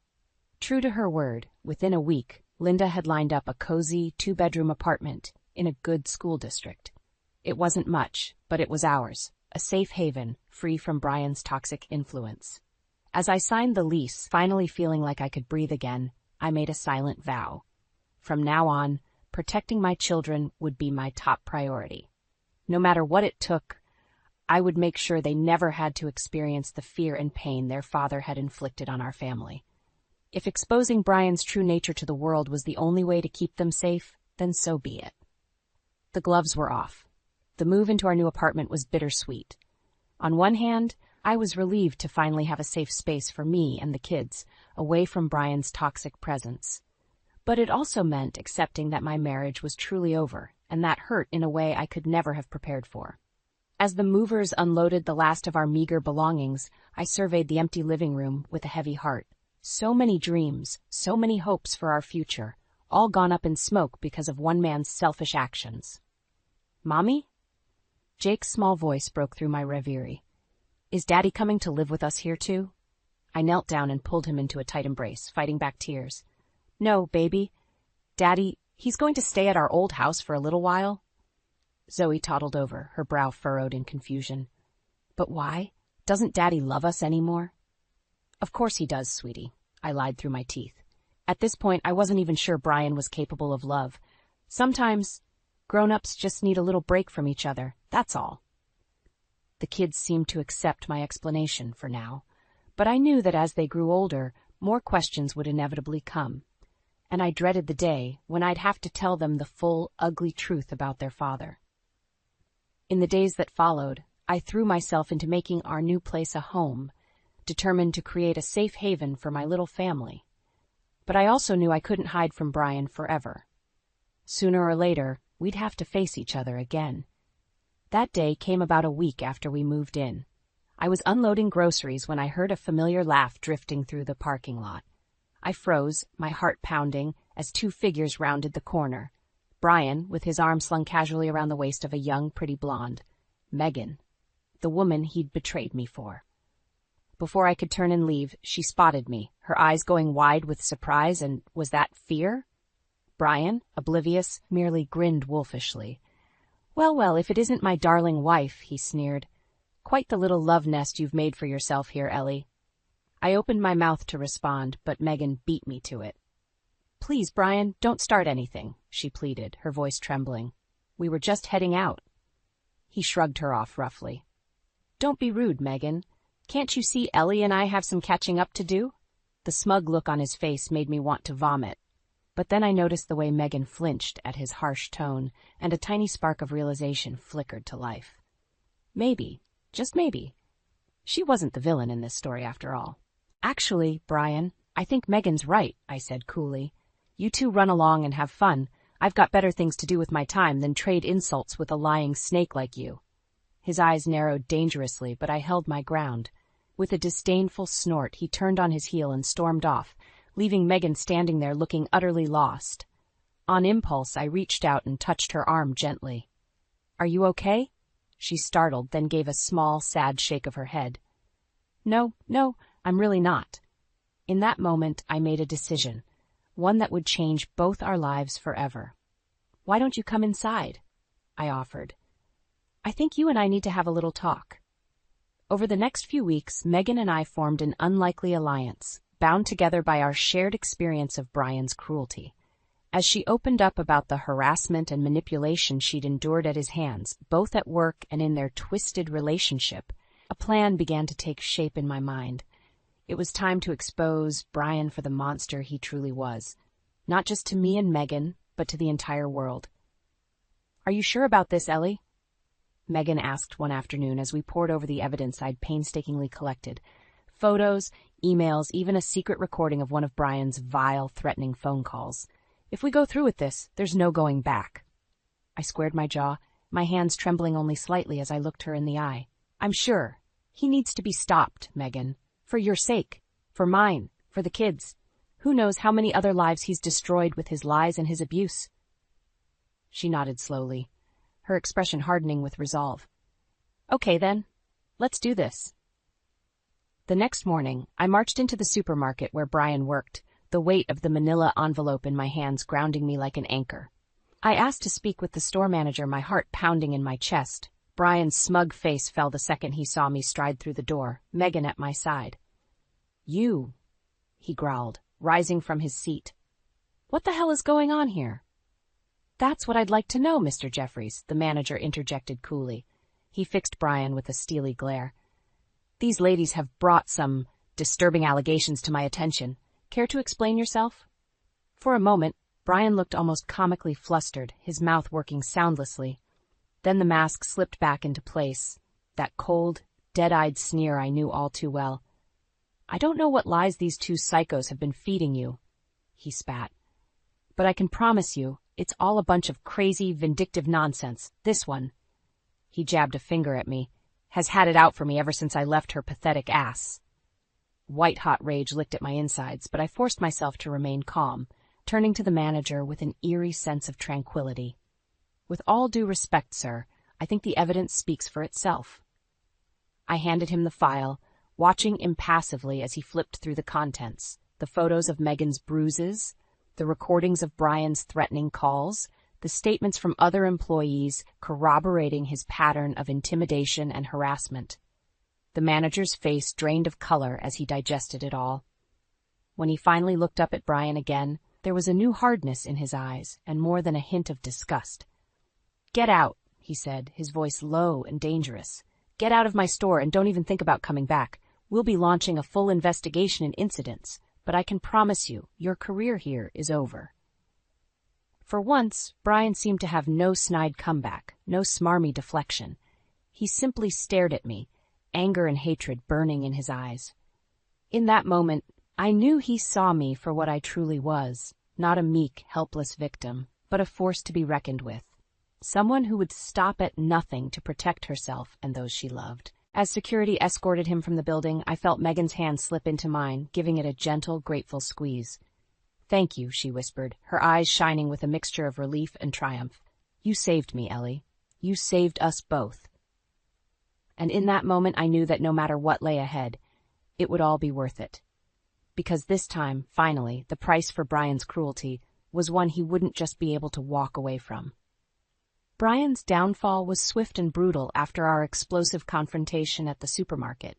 Within days, news of his suspension and the impending investigation had spread like wildfire, both among his former colleagues and throughout our small community. At first, he tried to downplay it all, putting on that same smarmy, arrogant front he'd perfected over the years. It's all just a misunderstanding, he insisted whenever someone dared to ask about the rumors. Those vengeful witches are trying to ruin me, but they don't have a shred of proof. Oh, how wrong he was. With Megan's brave testimony and the mountain of evidence we'd compiled, the investigation quickly uncovered a sordid pattern of abuse and harassment stretching back years. Employee after employee came forward, emboldened by our actions, to share their own horror stories about Brian's cruel, bullying behavior. Even some of his buddies from the loading dock, the same ones who used to laugh and high-five him in the break room, turned against him when confronted with the ugly truth. I always knew Jeffries was a bit of an ass, one former friend confided to me with a shamefaced look. But I never imagined he was capable of the stuff you exposed. It's like he was living this whole secret, twisted life none of us ever saw. As the evidence mounted, the supermarket chain had no choice but to terminate Brian's employment, effective immediately, ensuring he would never be hired by any of their stores again. But that was just the start of his very public humiliation. It turned out Megan's father was a senior executive at the company's national headquarters. When he learned the full extent of how his beloved only daughter had been mistreated and manipulated by her manager, he was apoplectic with rage. Megan begged him not to get involved, worried it would seem like she was using her family connections unfairly. But her father was having none of it. That depraved monster took advantage of my little girl, he growled, his fists clenched tightly at his sides. "He's going to pay for what he did, Megan. I'll make damn sure of it." True to his word, within a matter of days, Brian's name and photo were circulated on an internal corporate watch list, complete with a stern warning about his history of abusive behavior. No matter where he applied, every potential employer would see that scarlet letter blazoned across his file. His once bright career prospects had been torched, going up in flames, alongside the shattered remains of his ego. Everywhere he went, Brian was met with scornful looks and whispers from those who now saw him for the manipulative, vindictive snake he truly was.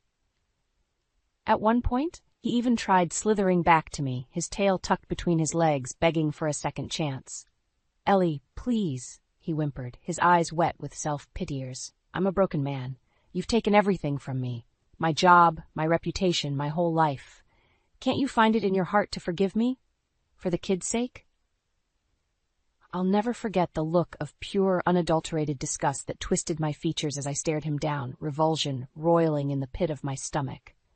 "Forgive you?" I spat, my voice dripping with contempt. "After what you put me through?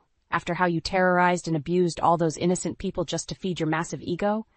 I leaned in until our faces were just inches apart, holding his pathetic gaze hostage with my own. "Not a chance in hell, Brian. Now get out of my sight before I have you arrested for trespassing. You're nothing to me anymore. Nothing but a cautionary tale, a living embodiment of karma." As he slunk away, shoulders slumped in defeat, I felt a profound sense of catharsis wash over me. The demon that had nearly destroyed my family was finally exorcised, vanquished by the light of truth and justice. It was over. I'd won. And deep down, I knew my new life, our new life, was just beginning. With Brian finally out of our lives for good, an incredible weight lifted from my shoulders. For the first time in what felt like an eternity, I could breathe freely again without the constant fear and anxiety that had plagued me during those dark days of his emotional abuse. Of course, life as a newly single mother came with its own unique set of challenges. There were days when the stress and exhaustion threatened to overwhelm me entirely.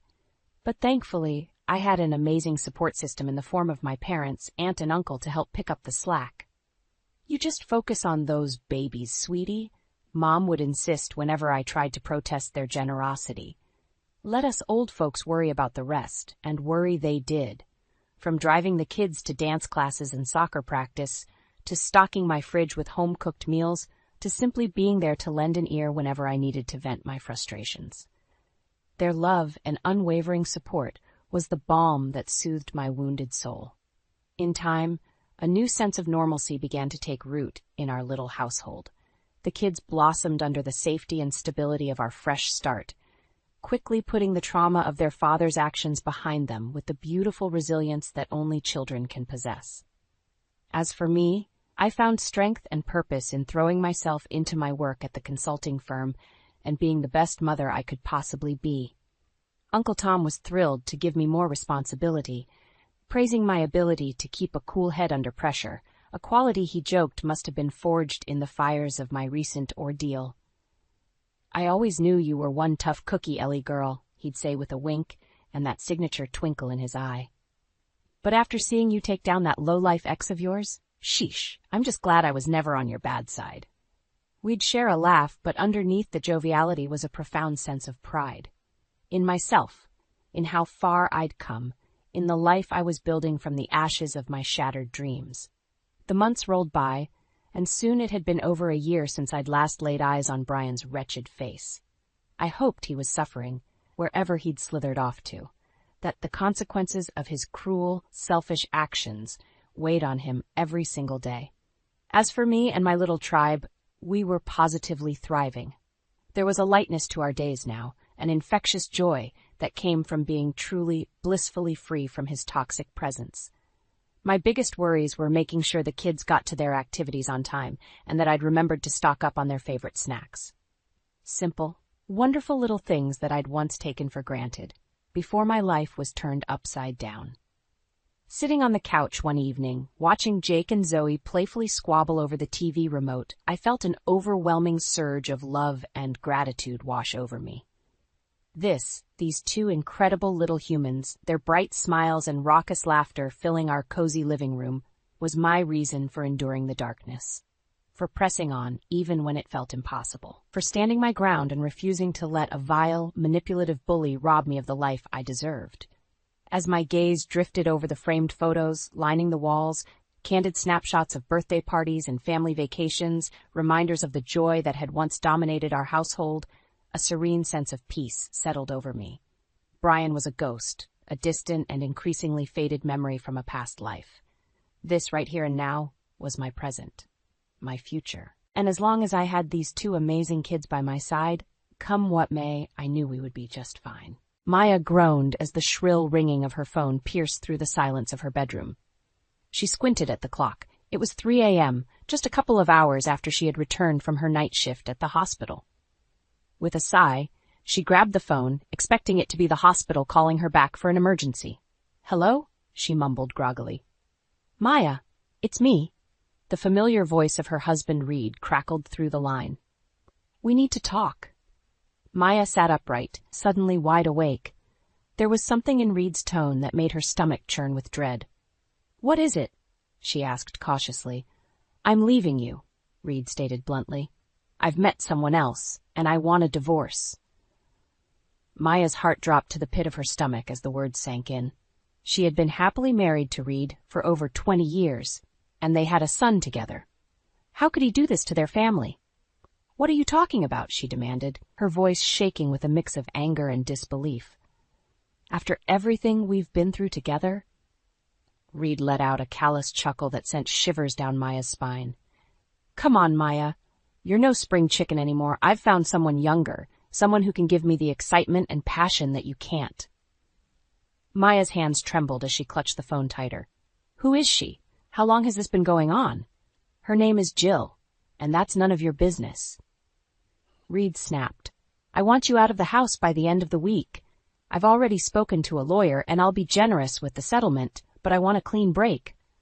Maya's mind raced, trying to process the bombshell that Reed had just dropped on her. She had always been devoted to their marriage, working long hours as a nurse to support their family while Reed pursued his career.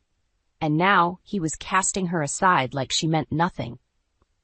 "You arrogant bastard," Maya spat, her voice dripping with venom. "You think you can just waltz in and out of my life as you please? You have no idea what you've just unleashed." Reed scoffed. "Save the drama, Maya. Just pack your things and go. I'll be in touch with the divorce papers." And with that, he hung up, leaving Maya seething with rage and betrayal. As the tears streamed down her cheeks, she made a vow to herself. Reed and his little mistress would pay dearly for what they had done to her family. This was just the beginning. After the initial shock of Reed's betrayal wore off, Maya knew she had to take action. Lying in bed, staring at the ceiling, would only fuel her anger and despair. She needed to gather her wits and fight back. The first order of business was to find a good divorce lawyer. Maya didn't want to go through some run-of-the-mill attorney who would just rubber stamp whatever settlement Reed proposed. No, she needed someone who was a shark, someone who could ruthlessly protect her interests and make Reed pay for what he had done. Maya spent the next few days scouring the internet and making phone calls until she finally found the perfect candidate, Samantha Weston, a pit bull of a lawyer known for her tenacity and her ability to sniff out hidden assets in messy divorces. At their first meeting, Maya laid out the situation bluntly. "My husband is leaving me for another woman," she stated, her voice laced with barely contained fury. "He thinks he can just discard me like a piece of trash after over 20 years of marriage." Samantha's eyes narrowed, and she leaned forward, her perfectly manicured nails tapping on the desk. "I see," she said, her tone businesslike. "And I take it you want to make sure he doesn't get away with it?" Maya nodded fiercely. "I want to bleed him dry," she hissed, "and I want to expose him and his little mistress for the snakes they are." A predatory smile spread across Samantha's face. "Then you've come to the right place, Mrs. Westwood." Over the next few weeks, Maya and Samantha worked tirelessly, combing through financial records, tracking down hidden assets, and building an airtight case against Reed. It turned out that the bastard had been squirreling away money for years, no doubt in preparation for his little midlife crisis fling. "Look at this," Samantha said one day, sliding a sheaf of papers across the desk. "He's got a secret offshore account with over $500,000 in it, and here are the records of him transferring funds to a woman named Jill Hansen. I'm guessing that's his little piece on the side." Maya's hands trembled with rage as she looked at the damning evidence. "That snake," she spat. "He's been playing me for a fool all these years." Samantha patted her hand reassuringly. "Don't worry, Maya. We're going to make sure he doesn't get away with any of it." With Samantha's guidance, Maya systematically began freezing Reed's accounts and cutting off his access to the funds he had stashed away. She also gathered evidence of his emotional infidelity, documenting phone records and hidden email exchanges between him and his mistress. Finally, the day came when Maya was ready to confront Reed face to face. She arranged a meeting at a neutral location, under the pretense of discussing a settlement. But when Reed showed up, cocky and arrogant as ever, he was in for a rude awakening. "What's this about, Maya?" he sneered, taking a seat across from her. "I thought we were going to keep things civil." Maya fixed him with a steely gaze, her hands clenched into fists under the table. "Civil?" she echoed, her voice dripping with contempt. "You want to talk about civil after you've been lying and cheating on me for God knows how long?" Reed's smug expression faltered as Maya began laying out the evidence, the bank statements, the emails, the phone records. With each damning piece of proof, his face grew paler and paler until he was visibly sweating. How did you find all of this?" he stammered, his bravado evaporating. Maya leaned back in her chair, a triumphant smile playing on her lips. "I have my ways," she said simply. "And this is just the beginning, Reed. You and your little whore are going to pay for what you've done to me and our family." As she watched her soon-to-be ex-husband squirm, Maya knew that she was just getting started.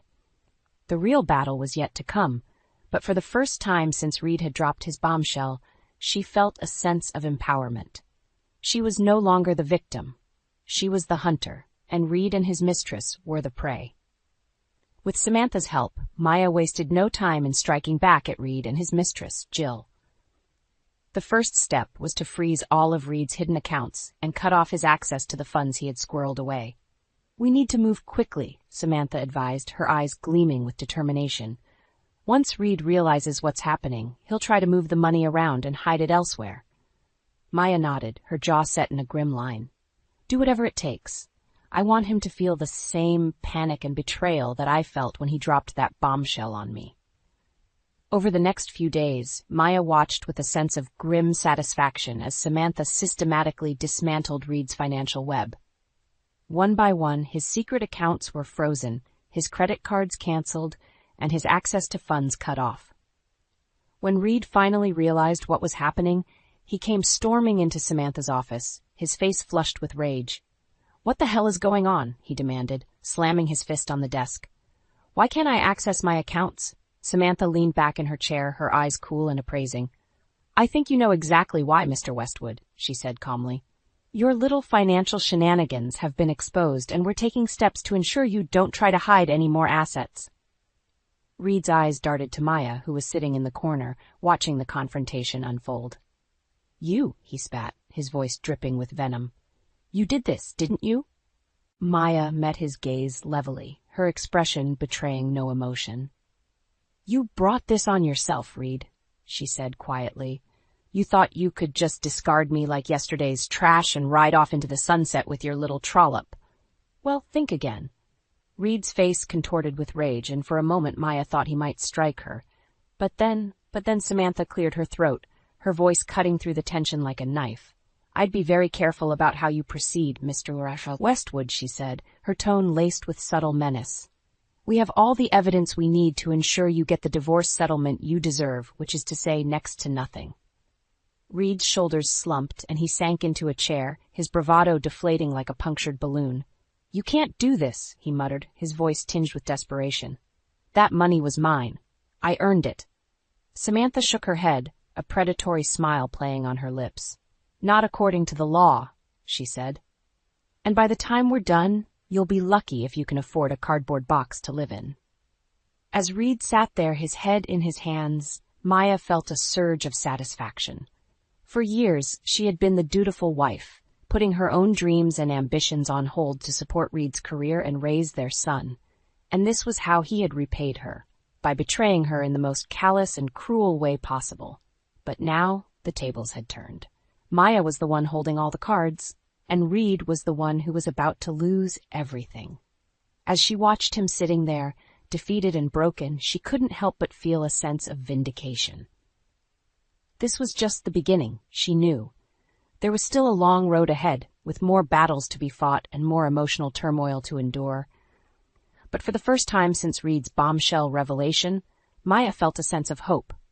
She was no longer the victim. She was the architect of her own revenge, and she was going to make damn sure that Reed and his mistress paid for what they had done. As she left Samantha's office, Maya held her head high, her stride confident and purposeful. She was a woman reborn, and she was just getting started. As Maya began to piece together her plan for revenge against Reed and his mistress Jill, she found an unexpected ally in her own son, Ethan. It had been a few days since the confrontation at Samantha's office, and Maya was sitting at home, poring over the mountain of evidence they had gathered against Reed. That's when Ethan walked in, his brow furrowed with concern. "Mom, is everything okay?" he asked tentatively. "I've been hearing some rumors around town about you and Dad." Maya sighed, running a hand through her hair. She hadn't wanted to burden Ethan with the messy details of her failing marriage, but she knew she couldn't keep him in the dark forever. "Your father has been unfaithful," she said bluntly. "He's been carrying on an affair with another woman for God knows how long, and now he wants to leave me for her." Ethan's eyes widened in shock and then narrowed in anger. "That bastard!" he spat. "How could he do that to you after everything you've sacrificed for this family?" Maya shook her head warily. "I don't know, sweetheart, but I'm not going to let him get away with it. Samantha and I are building a case against him, and we're going to make sure he pays for what he's done." To her surprise, Ethan's expression hardened with determination. "Then I want to help," he said firmly. "Dad's not the only one with skills around here." Maya raised an eyebrow, intrigued. Ethan had always been a whiz with computers and technology, and she couldn't help but wonder what he had in mind. Over the next few days, Ethan became her trusted ally in the fight against Reed and Jill. Using his hacking skills and intimate knowledge of the dark web, he was able to uncover a wealth of information about Jill, her background, her financial history, and even some unsavory details about her past relationships. "Looks like our dear Jill has a bit of a track record," Ethan said grimly, sliding a sheaf of printouts across the table to Maya. "She's been involved with at least 2 other married men before Dad, and she's got a knack for making sure she gets a nice little payout when things go south." Maya's eyes narrowed as she scanned the documents. "The little gold digger," she muttered. "So that's her game." Ethan nodded, his expression grim. "Exactly. And it looks like she's been working Dad over for months, maybe even years, slowly convincing him to squirrel away money and assets for their little love nest." Maya felt a surge of white-hot anger coursing through her veins. Not only had Reed betrayed her in the most callous way possible, but he had been planning this whole sordid affair with Jill for God knows how long, right under her nose. "We're going to take them down," she said, her voice low and trembling with fury. "Both of them. They're going to wish they never crossed paths with the Westwood family." Ethan reached across the table and gave her hand a reassuring squeeze. "Don't worry, Mom," he said, his eyes glinting with determination. "We've got this. Dad and his little side piece don't stand a chance against us." As Maya looked at her son, she felt a surge of pride and gratitude. Despite the betrayal and heartbreak she was facing, she wasn't alone in this fight. Ethan was her rock, her partner in crime, and together they were going to make sure that Reed and Jill paid for every ounce of pain and humiliation they had caused. With a newfound sense of purpose, Maya turned her attention back to the evidence laid out before her. It was time to start putting their plan into action. With Ethan's help, Maya had uncovered a wealth of damning information about Jill and her history of preying on wealthy married men. Armed with this knowledge, she knew it was time to take the next step in her plan for revenge. "We need to bring Reed and Jill down in a big way," Maya said grimly, spreading out the evidence they had gathered on the kitchen table. a way that will humiliate them and make them realize the full extent of what they've done.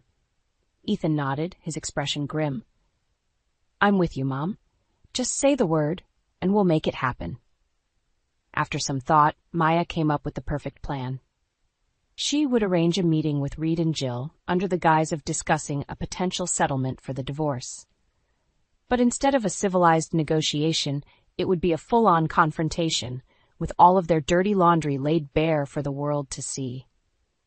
I want them to feel the same shame and humiliation that they've inflicted on me, Maya said, her eyes flashing with determination. I want to strip away all of their lies and deceptions and expose them for the snakes that they truly are. Ethan grinned, a wolfish glint in his eye. Consider it done, Mom. Over the next few days, Maya and Ethan worked tirelessly to set the stage for their grand reveal. They rented out a private room at an upscale restaurant and quietly extended invitations to a select group of Reed and Jill's friends and colleagues, people whose opinions and respect meant everything to the vain, status-conscious couple. Finally, the day of the meeting arrived. Maya took a deep breath as she smoothed her hands over her sleek, tailored dress, steeling herself for the confrontation to come. You ready for this, Mom?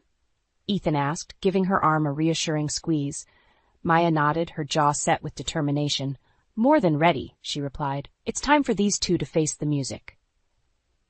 When Reed and Jill arrived, they were all smiles and false pleasantries, completely oblivious to the trap that had been laid for them. As they made their way to the private room, Maya couldn't help but notice the smug, self-satisfied looks on their faces, as if they had already won, as if they thought they could simply waltz away from the wreckage of their betrayal without consequence. But as soon as they stepped through the door and saw the gathered crowd of their friends and colleagues, their expressions shifted to ones of confusion and unease. What's going on here? Reed demanded, his voice wavering slightly. Maya stepped forward, her eyes blazing with righteous fury. What's going on, dear husband, is that your little secret is out, she said, her voice ringing out clearly in the hushed room. Everyone here knows about your sordid affair with this woman and the lies and deceit you've been peddling for God knows how long. Jill's face went pale, and she clutched at Reed's arm, her perfectly manicured nails digging into his flesh. Reed, what is she talking about? She hissed, her voice tinged with panic. But Reed could only stare at Maya, his mouth opening and closing like a landed fish as the full weight of her revelation sank in. With a grim sense of satisfaction, Maya began to lay out the evidence they had gathered, the financial records, the emails, the sordid details of Jill's history as a gold digger and home wrecker. With each damning piece of proof, the murmurs and gasps from the assembled crowd grew louder, until the room was a cacophony of outrage and disbelief. As Maya reached the climax of her exposé, she fixed Reed and Jill with a look of pure undisguised contempt. You two thought you could betray me, betray our family, and just walk away without consequence, she said, her voice trembling with barely contained fury. Well, you were wrong, dead wrong. In that moment, as she looked at the ashen-stricken faces of her soon-to-be ex-husband and his mistress, Maya felt a surge of triumph and vindication. They had been laid bare, their carefully constructed facade of lies and deceit torn away, leaving them exposed and vulnerable before the very people whose respect and admiration they craved. As the crowd erupted in a chorus of condemnation and scathing whispers, Reed and Jill could only cling to each other, their eyes wide with shock and humiliation. In that moment, Maya knew that she had won, not just the legal battle, but the war for her dignity and self-respect. She was no longer the wronged wife, the silent victim of her husband's betrayal. She was the avenging angel, the one who had struck back with righteous fury and emerged victorious. And as she stood there, basking in the sweet taste of her hard-won revenge, Maya knew that this was just the beginning. The aftermath of the grand reveal at the restaurant was even more satisfying than Maya could have imagined. As the shocked murmurs and whispers of condemnation swirled around them, Reed and Jill could only stand there, paralyzed with humiliation and shame. How could you do this to me? Jill hissed at Reed, her perfectly coiffed facade crumbling as tears of rage streamed down her face. You said nobody would find out. Reed opened and closed his mouth like a gasping fish, but no words came out. His usual arrogant bravado was nowhere to be found, replaced by a look of utter defeat and despair. Maya couldn't help but relish the sight of the two of them, so thoroughly exposed and brought low. After months of planning and strategizing, her revenge was finally complete, and oh, how sweet it tasted. But she wasn't done yet, not by a long shot. "You two haven't seen anything yet," she said, her voice ringing out loud and clear above the clamor. "This is just the beginning." Jill's head whipped around, her eyes narrowing with rage. "What are you talking about, you crazy bitch?" she spat, her carefully cultivated veneer of innocence cracking even further. Maya simply smiled, a cold, predatory smile that sent a shiver down Jill's spine. "Oh, you'll see," she said ominously. "You'll both see." Over the next few weeks, Maya made good on her promise. With the help of Samantha and Ethan, she unleashed a relentless legal and public relations assault on Reed and Jill, determined to strip them of every last shred of dignity and financial security. In the courtroom, Samantha was a force of nature, decimating Reed's feeble attempts at defense with a barrage of evidence and legal maneuvering. Time and again, the judge ruled in Maya's favor, awarding her a sizable portion of Reed's assets and ordering him to pay punitive damages for emotional distress and financial betrayal. "You brought this on yourself, Mr. Westwood," the judge said sternly, as Reed sat there, his head in his hands. "Your actions were reprehensible, and you will pay the price." But the real coup de grace came outside the courtroom, where Ethan and Maya waged a scorched-earth campaign to destroy Jill's reputation and social standing. Using the information they had uncovered about her sordid past, they leaked damning details to the press and circulated them on social media, painting her as a manipulative gold digger who preyed on wealthy men for her own personal gain. Within weeks, Jill's carefully cultivated image was in tatters. She was shunned by her former friends and social circles, her name mud in the eyes of the very people whose approval she craved so desperately. "How could you do this to me?" she sobbed to Maya one day, cornering her in the courthouse parking lot. "I was just trying to find happiness, like anyone else." Maya fixed her with a withering glare, her contempt for the other woman radiating off her in waves. "Happiness?" she scoffed. "Is that what you call destroying families and ruining lives? You got exactly what you deserved, Jill. And if you know what's good for you, you'll slink back into whatever hole you crawled out of and disappear for good." As Jill dissolved into a fresh bout of tears, Maya turned on her heel and walked away, her head held high. She had won, not just the legal battle, but the war for her dignity and self-respect. Reed and Jill had been utterly decimated, their lives and reputations in ruins. And as she looked towards the future, Maya felt a sense of hope and possibility that she hadn't felt in years. She was free from the shackles of her failed marriage, free from the weight of Reed's betrayal, and free to start anew. With Ethan by her side and a sizable settlement in her pocket, the world was her oyster. And as she made plans to invest in a new business venture, something she had always dreamed of doing, but never had the courage or means to pursue. Maya knew that this was just the beginning of her new life. The road ahead would be full of challenges, no doubt, but she was ready to face them head-on, stronger and more resilient than ever before. She had stared down the abyss of heartbreak and betrayal, and she had emerged victorious, her spirit unbroken and her thirst for justice quenched. As she walked into the bright, promising future that lay ahead, Maya couldn't help but smile. She was a new woman, forged in the fires of her own hard-won revenge, and nothing and no one would ever break her again. As the legal battles raged on in the courtroom, Maya found herself engaged in a ferocious tug-of-war with Reed and his lawyers. They had clearly underestimated her resolve and the strength of the case that Samantha had built against him. Time and again, Reed's team would try to poke holes in the evidence, or argue that Maya's actions had been overly vindictive and damaging to his reputation. But Samantha was having none of it, countering their every move with a ruthless precision that left them floundering. "Your client's behavior was reprehensible, counselor," Samantha said coolly during one particularly heated exchange. "He betrayed his wife's trust in the most callous and calculated way possible. If his reputation has suffered, it's entirely his own doing." Reed shot Maya a venomous glare from across the courtroom, his face flushed with impotent rage. But Maya simply met his gaze head-on, her expression one of steely determination. She wasn't about to back down, not after everything she had been through.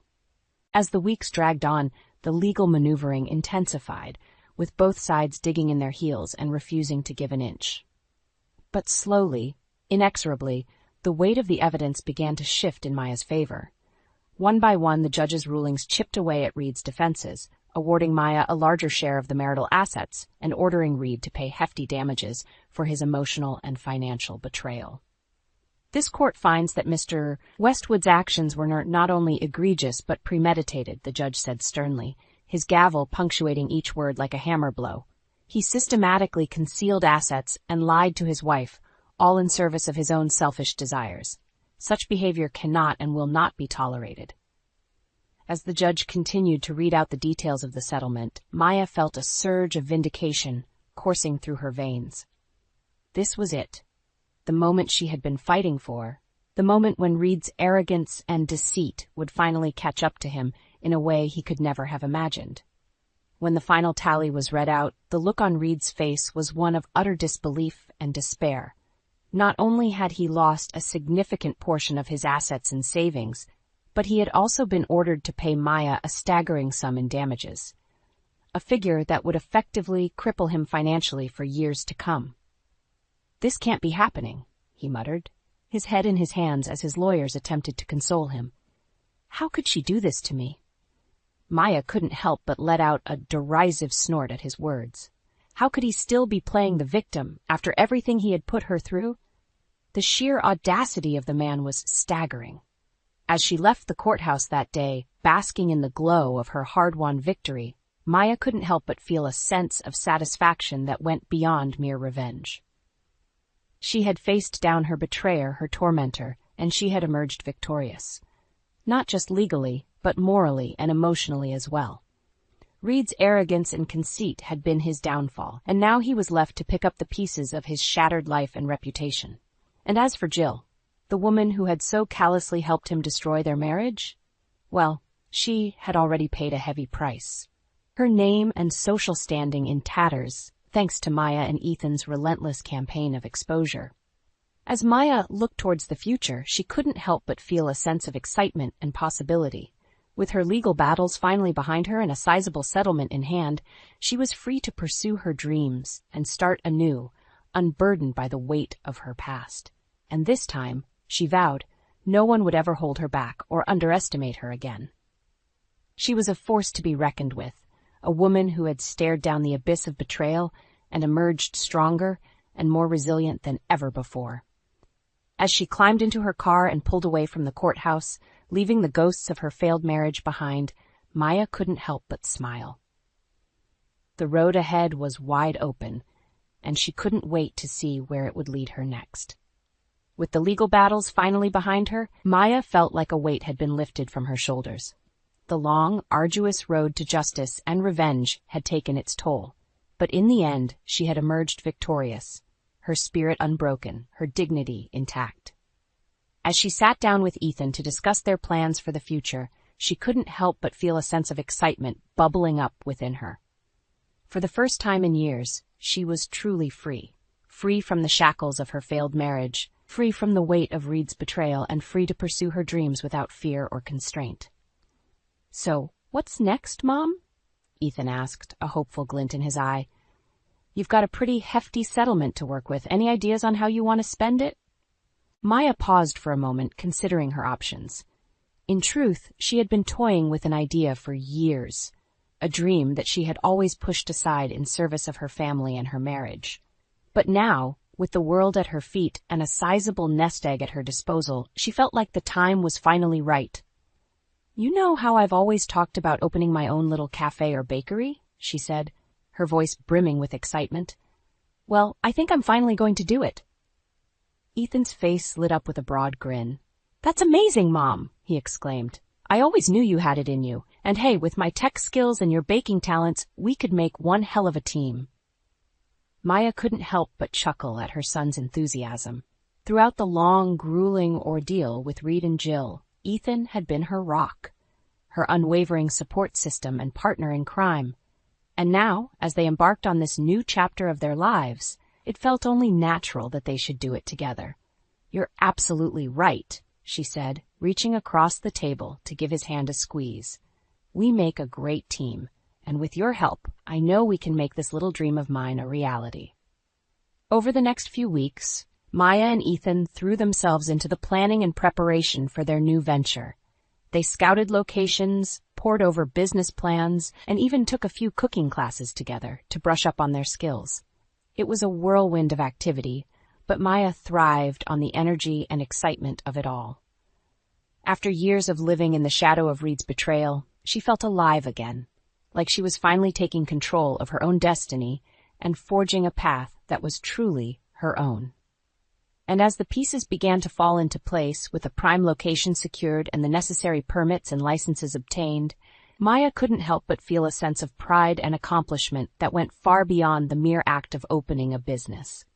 This was her victory lap, her chance to rise from the ashes of her past and emerge as a stronger, more resilient version of herself. She had faced down her demons, her tormentors, and she had come out on top, not just legally and financially, but emotionally and spiritually as well. As the grand opening day drew near, Maya found herself filled with a nervous excitement that was tempered by a quiet confidence. She knew, deep down, that she was ready for this, ready to take on the world and prove that she was more than just a wronged wife or a victim of circumstance. And when the doors finally opened and the first customers began to trickle in, drawn by the tantalizing aroma of fresh-baked pastries and the warm, inviting atmosphere, Maya felt a surge of pride and accomplishment that was unlike anything she had ever experienced before. This was her baby, her creation, a tangible manifestation of her hard-won victory over adversity and betrayal. And as she looked around at the smiling faces of her customers, she couldn't help but feel like she had finally found her true calling. As the day drew to a close and the last customer had been served, Maya and Ethan stood side by side, surveying the fruits of their labor with a sense of quiet satisfaction. "We did it, Mom," Ethan said, giving her a gentle nudge with his elbow. "We really did it." Maya nodded, a contented smile playing across her lips. "Yes, we did," she replied. "And this is just the beginning." As she looked towards the bright, promising future that lay ahead, Maya knew that she had finally found her path, a path forged not by the expectations of others, but by her own strength, determination, and unwavering spirit.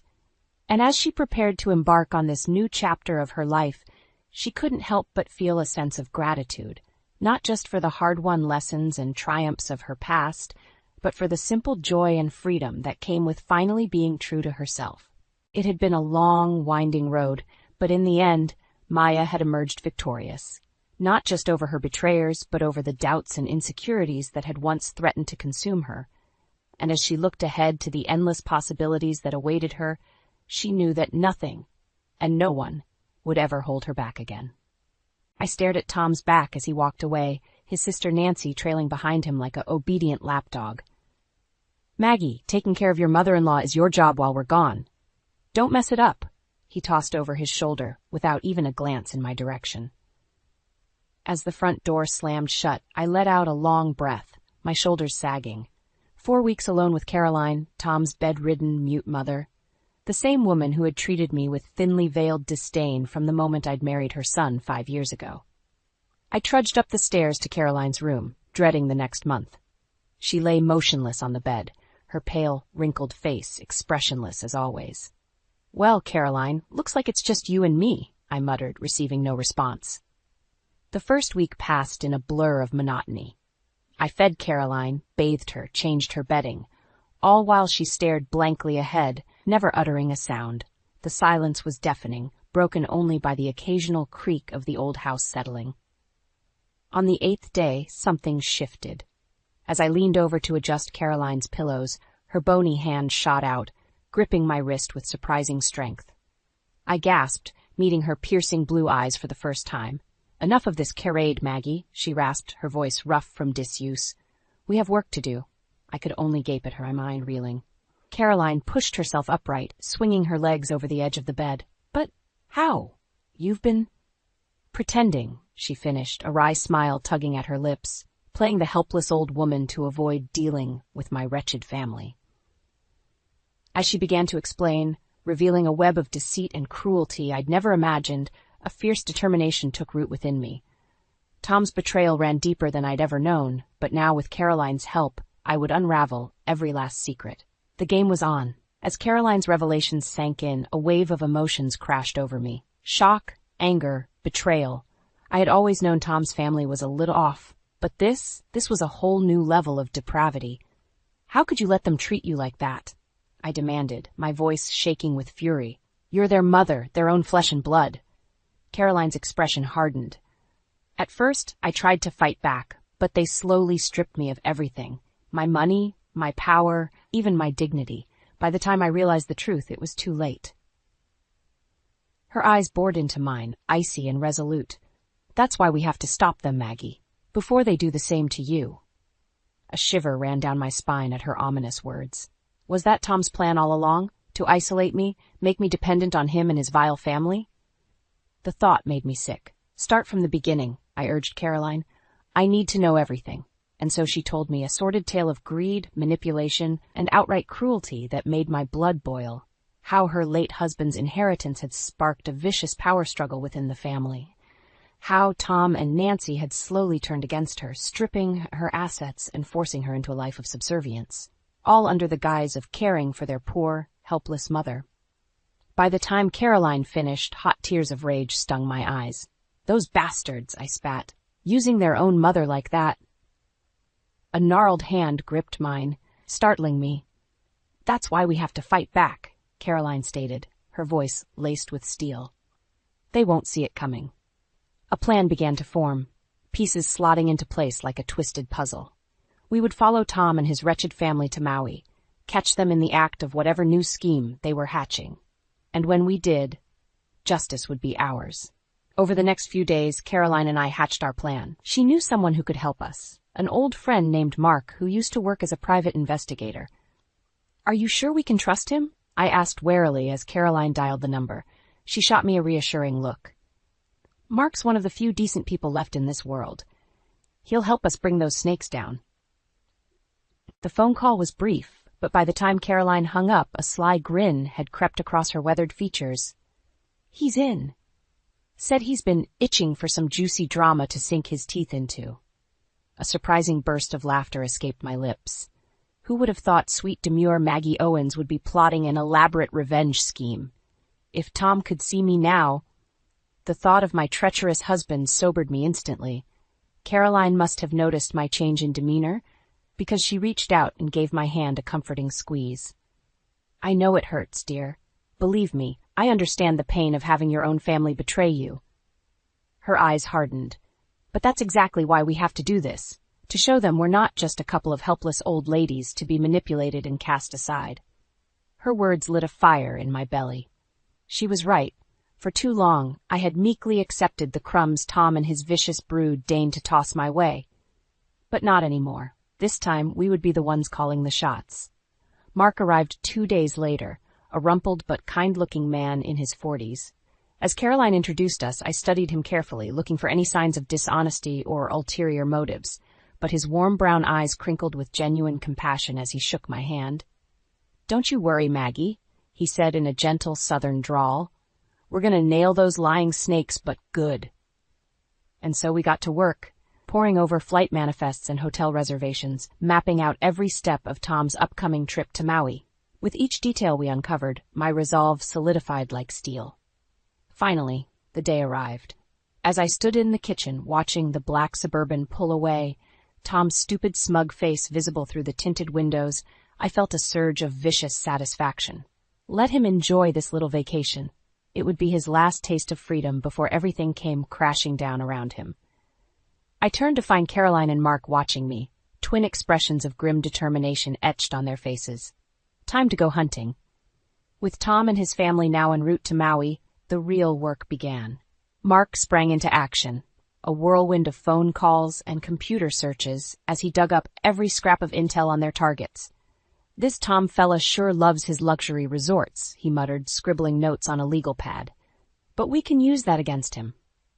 Caroline and I huddled close, watching with bated breath as Mark cross-referenced hotel listings and flight schedules. Finally, he circled something with a triumphant flourish. Got it! They're staying at the Grand Wailea Resort. Pricey place, but that means more staff to bribe for information. He shot us a conspiratorial wink. A sly grin tugged at Caroline's lips. Excellent work, Mark. Now about getting us over there discreetly. By the time Tom's sniveling voice crackled over the answering machine with some half-baked excuse about needing to extend their stay, we were ready. Fake identities, meticulously forged documents, Mark had covered every base with the same care as a master artist crafting his next masterpiece. The morning we left, I stood in the driveway, squinting against the harsh Arizona sun as I drank in the sight of my quaint little house. Once upon a time, it had represented everything I'd ever wanted: a loving home, a caring husband, maybe even children someday. Now it was just another empty facade, a monument to the lies my life had become. Tossing my suitcase into the trunk with a decisive thunk, I slid into the back seat beside Caroline. Her face was set in stony determination, any traces of frailty or fear utterly banished. This was a woman who had stared into the depths of betrayal and emerged emboldened, ready to face any challenge head-on. As Mark peeled out of the driveway, I twisted in my seat for one last glimpse of the house rapidly disappearing behind us. A strange sense of finality washed over me, as if I were shedding an old, tarnished skin and being reborn into something new, something stronger, uncompromising, unafraid. This time, there would be no more lies, no more hiding in the shadows while others schemed and plotted in the light. This time, the snakes would get their just desserts. Maui was every bit as beautiful as the glossy travel brochures promised. Sun-drenched beaches, swaying palms, and crystal-clear waters that seemed to beckon weary souls. Too bad we weren't there for a vacation. Mark had booked us a modest room at a different resort, far enough away to avoid any accidental run-ins with Tom's crew. Not that they'd recognize us anyway, thanks to his meticulously crafted fake identities. First order of business, he said, tossing a stack of crisp bills on the rickety table, is getting eyes and ears inside the Grand Wailea. Caroline's eyes glinted with determination. Leave that to me, dear. I have a few tricks left up my sleeve. True to her word, within 48 hours, she'd made some very lucrative friends among the resort staff. A maid, a bartender, even the concierge. All it took was flashing a little cash, and they were more than happy to keep their eyes peeled for any suspicious behavior from the Owens family. The first report came 3 days later, delivered in a hushed voice over burner phones like we were deep undercover spies. Becca, the maid, had spotted Tom getting awfully cozy with a pretty young blonde by the adult pool, hand-holding, whispered endearments, the works. White-hot rage lanced through me at the mental image. So not only was the bastard cheating, he was bold enough to do it right under his family's noses? I fought the urge to hurl the phone across the room as Caroline flashed me a sympathetic look. There's more, Becca continued in a trembling voice. I overheard Nancy and that trollop Becca talking about some kind of plan to cut you out, Maggie, make it look like you just up and left Tom high and dry so they could take the house. The room seemed to spin around me as the weight of her words sank in. So that's what this whole sick charade had been about, robbing me of everything I had left, leaving me destitute and alone. Tears of fury stung my eyes as Caroline reached out to grip my arm, steadying me. Breathe. Maggie, she murmured. We've got them right where we want them. Taking a shuddering breath, I forced myself to nod. Caroline was right. Panicking now would only play right into their hands. We had to stay focused, gather every last shred of evidence to crush them utterly. Over the next few days, the calls kept coming. Sordid details of Tom's affair, overheard conversations about their insidious plot to steal my home and inheritance. With each new revelation, the white-hot anger burning in my chest flared brighter, becoming an inferno of righteous indignation that threatened to consume me. Finally, the night before we were scheduled to strike, Mark gathered us around the cheap motel table with a grim look. We've got everything we need to bury those snakes, he stated, his deep voice laced with conviction. Photos, recordings, the whole 9 yards. They won't be able to talk their way out of this one. Caroline reached across the table, grasping my hand in a vice-like grip. Are you ready, dear? Once we start down this road, there's no turning back. Meeting her blazing gaze, I felt something shift deep inside, a sense of unshakable purpose, of being in the dead calm eye of the storm before all hell broke loose. This was it, the moment everything changed. "Let's do this," I said, the words ringing with a cold finality. Tomorrow, the Owens family would reap what they'd sown, and this time, I'd be the one dealing the blows. The next evening, showtime arrived. Mark had managed to score us a reservation at Ferraro's, one of the ritziest restaurants at the Grand Wailea, the perfect place to spring our trap. As the valet whisked our rental car away, I smoothed my hands over the slinky black dress Caroline had insisted I wear. "You want them squirming, dear," she'd said with a wicked glint in her eye. "Give them something to look at." The maitre d' led us through the opulent dining room, weaving between tables filled with vacationing millionaires obliviously enjoying their overpriced meals. My heart was pounding a staccato rhythm in my chest as we approached our destination, a semi-secluded alcove near the back, perfectly positioned for our little encounter. They were already there. Tom, resplendent in a tailored linen suit that probably cost more than my car. Nancy, draped in gaudy jewels befitting a faded aristocrat. And beside them, the pretty young blonde I recognized from the photos, Becca, Tom's latest conquest. I felt Caroline tense beside me as we approached, no doubt fighting the urge to rush forward and unleash decades of pent-up fury. Mark's reassuring hand on my elbow was the only thing keeping me grounded. Tom was the first to notice us, his brow furrowing in confusion that quickly morphed into ill-concealed panic. "And Maggie? What are you doing here?" Well, if it isn't the happy family," I drawled, surprised by the biting sarcasm dripping from my words. "Enjoying your vacation, Tom?" He opened and closed his mouth like a gasping fish, shooting panicked glances between me and the oblivious Becca. Nancy, never one to be upstaged, puffed out her bony chest in a pitiful attempt at bravado. "And just what is the meaning of this, Maggie?" she snapped, lips curling into a condescending sneer. "Barging in on our family holiday, putting on such a shameful display. Can it, Nancy?" The words sliced through her tirade like a hot knife through butter. We both know this is no family vacation.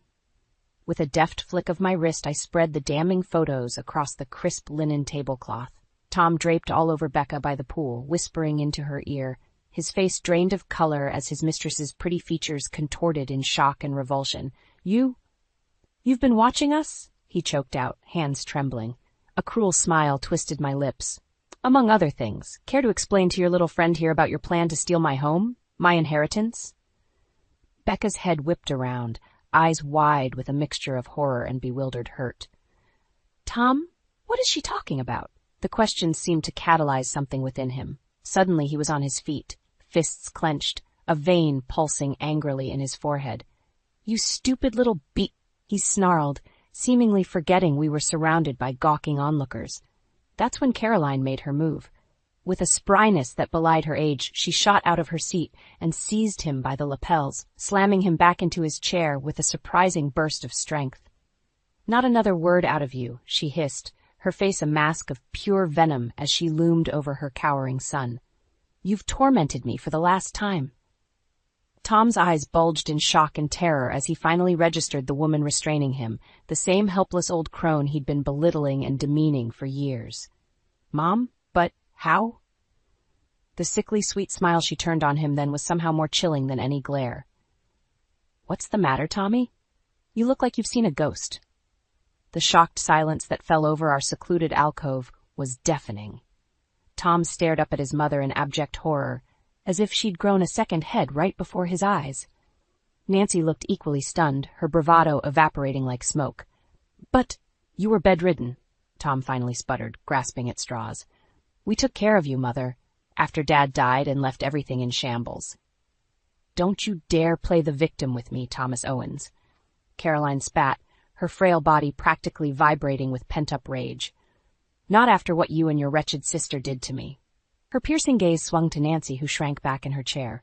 "Stripping me of my assets, my dignity, my very identity, all for that blasted inheritance. Did you really think I wouldn't eventually catch on to your game?" It was like a dam had burst. Years of deception, manipulation, and suffering came pouring out in a torrent of recriminations. Caroline laid it all bare. The vicious power struggle that erupted after her husband's death, the slow erosion of her autonomy at the hands of her own children, the utter disregard they'd shown her as a human being. "We did what was best for the family," Nancy attempted feebly, but her protests were swiftly silenced by a withering glare. "Best for the family?" Caroline laughed, a harsh, bitter sound. "Or best for your own greed? I may be old, but I'm not senile. I know exactly what you two vipers were planning here in Maui." She jerked her chin toward the still scattered photos, Tom and Becca's indiscretions laid bare for all to see, using this little tramp to cuckold Maggie, make her look unhinged so you could steal her home out from under her, just like you did to me. Becca made a small, pained noise in the back of her throat, tears welling in her wide eyes. Tom reached out a placating hand, but she flinched away, revulsion etched across her delicate features. Is that true?" She turned to me, anguish and betrayal writ large. "Were you just using me to take everything from your wife?" The lost, broken look on Tom's face would have almost been comical if the situation weren't so twisted. His mouth worked soundlessly as he floundered for an excuse, any lie to salvage what was left of his pathetic charade. In the end, he simply slumped back in his chair, a puppet with its strings cut, defeated. Nancy, however, wasn't quite ready to surrender. Rounding on me with bared teeth, she hissed, "You little bitch! After everything we've done for you, putting a roof over your head, clothes on your back." "That's enough." The words sliced through Nancy's vitriol like a blade, cold and utterly devoid of mercy. Straightening to my full height, I met her hateful glare with an icy one of my own. "Your lies and manipulations end here," I stated, each word ringing with finality. "The Maggie you knew, the sweet, naive little doormat, is gone. Don't like it?" I gestured to the surrounding diners, gawking in scandalized fascination. "Too bad. The whole world can see you for what you really are now." A muscle twitched in Nancy's jaw, but she seemed to realize the futility of arguing. Slowly, almost grudgingly, she sank back into her seat in sullen defeat. As I surveyed the shattered remains of the Owens clan, a strange sense of lightness washed over me, as if a crushing weight had finally been lifted from my shoulders after all this time. The anger, the hurt, the years of rage and resentment, it all seemed to melt away in that moment, leaving only a hollow sort of pity in its wake. These were just sad, small people obsessed with wealth and status, to the point of self-destruction. By trying to control me, they'd ultimately lost everything. Their money, their standing, even each other. And in the end, their defeat was entirely of their own making. The flight back from Maui was a blur. Caroline and I huddled together in the emergency exit row, sipping tiny bottles of bourbon and relishing the silence. For once, there were no snakes waiting to strike from the shadows, just the promise of a new beginning. Mark had already made arrangements to handle the legal ramifications of Tom's exposed misdeeds. With his connections and the wealth of evidence we'd gathered, he assured us that the appropriate authorities would be brought into the loop to address any potential criminal charges. As for me, I simply didn't have the energy to even think about pressing charges or going through a lengthy legal battle. I just wanted to move on. The first thing I did when we returned to Arizona was put the house on the market. It didn't take long to find a buyer. Tom's family had done me the favor of selecting a home in a prime neighborhood. As I signed the final paperwork that transferred ownership, I felt an unexpected pang of sadness watching the new owner's excited expressions. "Try not to make the same mistakes I did," I couldn't help but murmur as I handed over the keys. With the house settled, it was time to decide my next steps. Caroline and I spent an evening camped out at a local diner, poring over maps and apartment listings as we tried to figure out our new path. "I was thinking somewhere new," she said, tracing her finger over the map. "A fresh start, away from all these bad memories." I nodded slowly. As much as I'd once loved the idea of settling down in the suburbs, raising a family of my own, that dream felt tainted now, irrevocably tarnished by Tom's betrayal and the upheaval that followed. Maybe it was for the best to leave it all behind, to forge ahead into the unknown. "I'm open to it," I agreed. "Any preferences?" Caroline's eyes took on a distant look as she studied the map. You know, I've always wanted to see New England in the fall. The changing leaves, the crisp air. She let out a contented sigh. It seems like it would be a lovely place to plant some new roots. I couldn't help but smile at the image she painted, the two of us surrounded by vibrant autumn splendor, finally at peace after the turmoil we'd endured. A chance to reinvent ourselves in a place where the Owens name meant nothing. New England it is, then. In the weeks that followed, we began making preparations for our new life, selling or donating what little we had left in Arizona, researching potential towns and job prospects in the Northeast. With each day that passed, it became easier to shed the weight of the past and look ahead with a sense of renewal. On the morning we were set to depart, I took one last walk through the empty house. Upstairs, I peeked into the room that had once been mine and Caroline's command center. It's covered in maps and photographs detailing every minute of our revenge plot. So much had happened within these walls. So much hurt and anger, yes, but also a reckoning long overdue. A bittersweet smile tugged at my lips as I turned away. The past was the past, the slithering shadows forever banished. Whatever lay ahead in New England was still a mystery, but this time I vowed to march forward with open eyes and a fearless heart. After all, we had already faced down the worst the Owens family could throw at us. From here, the path could only lead forward. As I made my way down the stairs one final time, I felt lighter than I had in years, free of the burdens that once weighed me down. Out in the hallway, Caroline was waiting with an expectant look. "Ready, dear?" she asked, a warm, conspiratorial smile curving her lips. Returning her smile, I gave a decisive nod. We had made it through the shadows. Now it was time to embrace the light. Yet another exhausting day. I sighed as I kicked off my shoes and dropped my bag by the door. The aroma of Greg's famous spaghetti bolognese wafted from the kitchen, beckoning me. But before indulging, I had to check my email. I settled onto the couch, laptop in hand, scanning through the usual work updates and notifications. That's when an unfamiliar email from Greg's account caught my eye. Curiosity piqued. I opened it, only to be greeted by a fancy restaurant reservation. For two, my brow furrowed as I reread the details. This couldn't be right. Greg and I hadn't planned any special occasions. A sinking feeling settled in the pit of my stomach as doubts began to surface. "Greg?" I called out, my voice edged with tension. "Can you come here for a second?" Moments later, he emerged from the kitchen, that easy grin of his plastered across his face. "What's up, babe?" I studied him, searching for any tells, but his expression remained infuriatingly nonchalant. Wordlessly, I pivoted the laptop, the incriminating email on full display. Greg's features froze, just for an instant, before that familiar mask of innocence slipped back into place. "Oh, that? It's nothing, just a mix-up at work." "A mix-up?" I echoed, skepticism lacing my words. "For a romantic dinner reservation?" He shrugged, maintaining an air of indifference that grated on my every nerve. "You know how it is, the admin team gets things crossed sometimes." Every fiber of my being screamed that he was lying.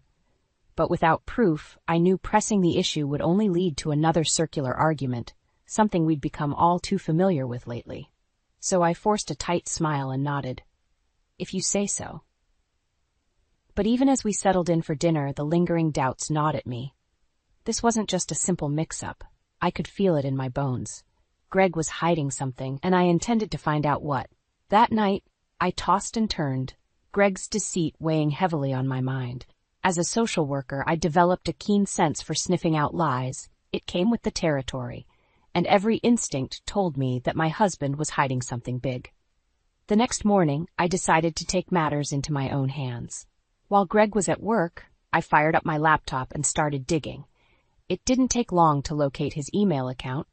We'd never been the type to hide passwords from each other, at least not until recently. I felt a pang of guilt as I scrolled through his inbox, but my conscience was quickly overshadowed by what I found, a lengthy email chain between Greg and someone saved only as GS. The contents made my blood run cold. Flirtatious banter, intimate details, and plans for secret rendezvous, all right there in black and white. My hands trembled as I copied the damning evidence onto a flash drive, knowing I needed to gather more proof. That's when I remembered the woman I'd seen Greg meeting a few weeks back. At the time, I'd brushed it off as a work contact, but now, I couldn't be so sure. With a renewed sense of determination, I grabbed my keys and headed out, tailing Greg from a discreet distance. I watched as he stopped at a quaint cafe, taking a seat at an intimate corner table. And then she arrived, a petite blonde with a dazzling smile that seemed all too familiar. My heart pounded in my ears as she leaned in, greeting Greg with an affectionate embrace. The way they held each other, the lingering glances, it was painfully intimate, like two lovers reuniting after a long absence. White-hot anger surged through my veins, followed swiftly by a bitter chill of betrayal. In that moment, I knew without a shadow of a doubt, my husband was having an affair. I wanted nothing more than to storm in and confront them both right then and there. But I knew that would only give Greg the upper hand, allowing him to twist the narrative as he so often did. No, I needed to play this smart, gather enough evidence to back him into a corner, leaving him nowhere to hide from the truth. Only then could I truly make him pay for his deceit. With a deep, steadying breath, I turned and headed back to my car, already formulating my next move. Greg had made a grave mistake in underestimating me, a mistake he would soon come to regret. A few days later, I found myself at a social workers networking event, the perfect opportunity to gather more intel on Greg's mystery woman. As I mingled with colleagues, a familiar face caught my eye. Mira Johnson, an old friend from college. "Marlena, I didn't know you'd be here," Mira exclaimed, pulling me into a warm embrace. Her eyes sparkled with genuine delight, a refreshing change from the fake smiles I'd grown accustomed to. "It's been too long," I replied with a smile, relaxing into the comforting familiarity of her presence. "We really need to catch up properly." Mira nodded enthusiastically. "Absolutely. Oh, you'll never guess who I ran into last week." My heart skipped a beat, wondering if fate was about to deliver the answers I'd been desperately seeking. "Who?" "Gwendolyn Smith," she exclaimed. "Remember her? That girl you two were always fighting over in our dorm days?" The name hit me like a punch to the gut, the memories flooding back in an instant. Gwendolyn, the blonde bombshell who'd made our college years a living hell with her petty jealousies and relentless pursuit of any guy who caught her eye, including my then-boyfriend, Derek. "Gwendolyn," I repeated, my tone laced with disdain. "What's she been up to these days?" Mira's expression shifted, her brow furrowing slightly. "Well, that's the thing. She seemed really chummy with your husband, Greg." The words hung in the air like a lead weight, confirming my worst suspicions. It all made sense now. The secret emails, the hushed meetings, the lingering glances. Greg's mysterious woman was none other than my old nemesis, Gwendolyn Smith. That lying, cheating snake, I spat, my hands balling into fists at my sides. He's been carrying on an affair with her this whole time. Mira's eyes widened in shock, her mouth falling open. "No way. Are you serious? Greg always seemed so devoted to you." I let out a humorless laugh, shaking my head bitterly. "Apparently not. That bastard's been playing me for a fool." Anger and humiliation washed over me in waves, threatening to drown me in their intensity. But I couldn't let the emotion consume me. Not yet. I needed to stay focused, to gather enough evidence to nail them both to the wall. "Mira, I need your help," I said, my voice low and urgent.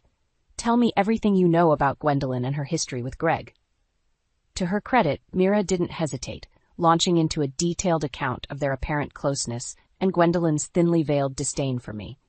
With each new revelation, the pieces fell into place, painting a picture of a calculated, long-simmering scheme for revenge. By the time Mira finished, my jaw was set in grim determination. Greg and his mistress had made a fatal mistake in underestimating me, and they were about to pay dearly for it. That evening, I confronted Greg the moment he walked through the door. "We need to talk," I stated firmly, arms crossed over my chest. He barely batted an eye, shrugging off his jacket with a casual air that made my blood boil. "Sure, what's up?" "Don't play dumb with me," I snapped, glaring at him. "I know all about your little affair with Gwendolyn Smith." For a split second, Greg's mask slipped, his eyes widening ever so slightly, but he quickly recovered, letting out a dismissive scoff. "Gwendolyn, are you serious right now? That's just crazy talk." "Is it?" I challenged, stepping closer until we were nearly nose to nose. "Because I have proof, Greg. Emails, eyewitness accounts, everything." His gaze hardened, jaw clenching. "You've been spying on me? Real classy, Marlena." Don't you dare try to turn this around on me. I exploded, my voice rising with each word. You're the one carrying on an affair behind my back. Greg's expression darkened, an ugly sneer twisting his features. Maybe if you hadn't been so wrapped up in your precious career, I wouldn't have had to look elsewhere for attention. The words hit me like a slap across the face, striking at the very insecurities he knew I harbored. For a moment I faltered, doubts creeping in, until I remembered the truth staring me in the face. Don't try to play the victim here, I spat, regaining my fire. This has nothing to do with me or my job. It's about you and your sick need for attention, no matter who you have to hurt in the process. Greg opened his mouth, likely to spew more venom, but I cut him off with a raised hand. Save it. I'm done listening to your lies. I stepped back, squaring my shoulders with renewed determination. From now on, I'll be fighting fire with fire. And when the smoke clears, you and your little mistress are going to wish you'd never crossed me. With that, I turned on my heel and stormed out, slamming the door behind me with a satisfying bang. I could feel the tide shifting, the paradigm between us irrevocably altered. Greg's betrayal had awakened a fury within me that wouldn't be sated until he paid the ultimate price. As I slid behind the wheel of my car, a plan began to take shape. If Greg wanted to play dirty, then so be it. But this time, I'd be holding all the cards. The first step? Gathering undeniable proof of his misdeeds, the kind that would leave no room for his usual manipulation tactics. I knew just where to plant a hidden camera to catch him in the act, red-handed. With a grim smile, I started the engine and peeled out of the driveway, my sights set on victory. Greg had made his bed, and now it was time for him to lie in it. Permanently. The hidden camera was a stroke of genius. I'll give myself that.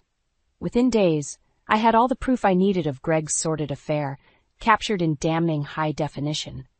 I watched in sickened silence as the footage played out, Greg and Gwendolyn tangled in a heated embrace, their bodies moving in a sickening rhythm. But it was the conversation that followed which truly sealed their fates. We have to be more careful, Gwendolyn purred, running a perfectly manicured nail down Greg's bare chest. Marlena's already getting suspicious. Greg let out a derisive snort. Let her suspect all she wants. By the time she figures it out, it'll be too late. My grip tightened on the computer, knuckles straining white. Too late for what? As if reading my mind, Gwendolyn continued, You're sure you can pull strings to get me that promotion over her? I'd hate for all this. She gestured between them with a salacious grin. To be for nothing. Consider it done, Greg replied with an arrogant smirk, pulling her closer. Marlena's been living on borrowed time at that company. Once I tarnish her reputation, they'll have no choice but to overlook her for the job. White-hot fury blazed through me as the harsh reality crystallized. This wasn't just about broken vows. It was a calculated scheme to sabotage my career, my livelihood. To take everything I'd worked so hard to build and grind it into the dirt. In that moment, the floodgates burst open, unleashing a torrent of rage and betrayal unlike anything I'd ever felt. How could he?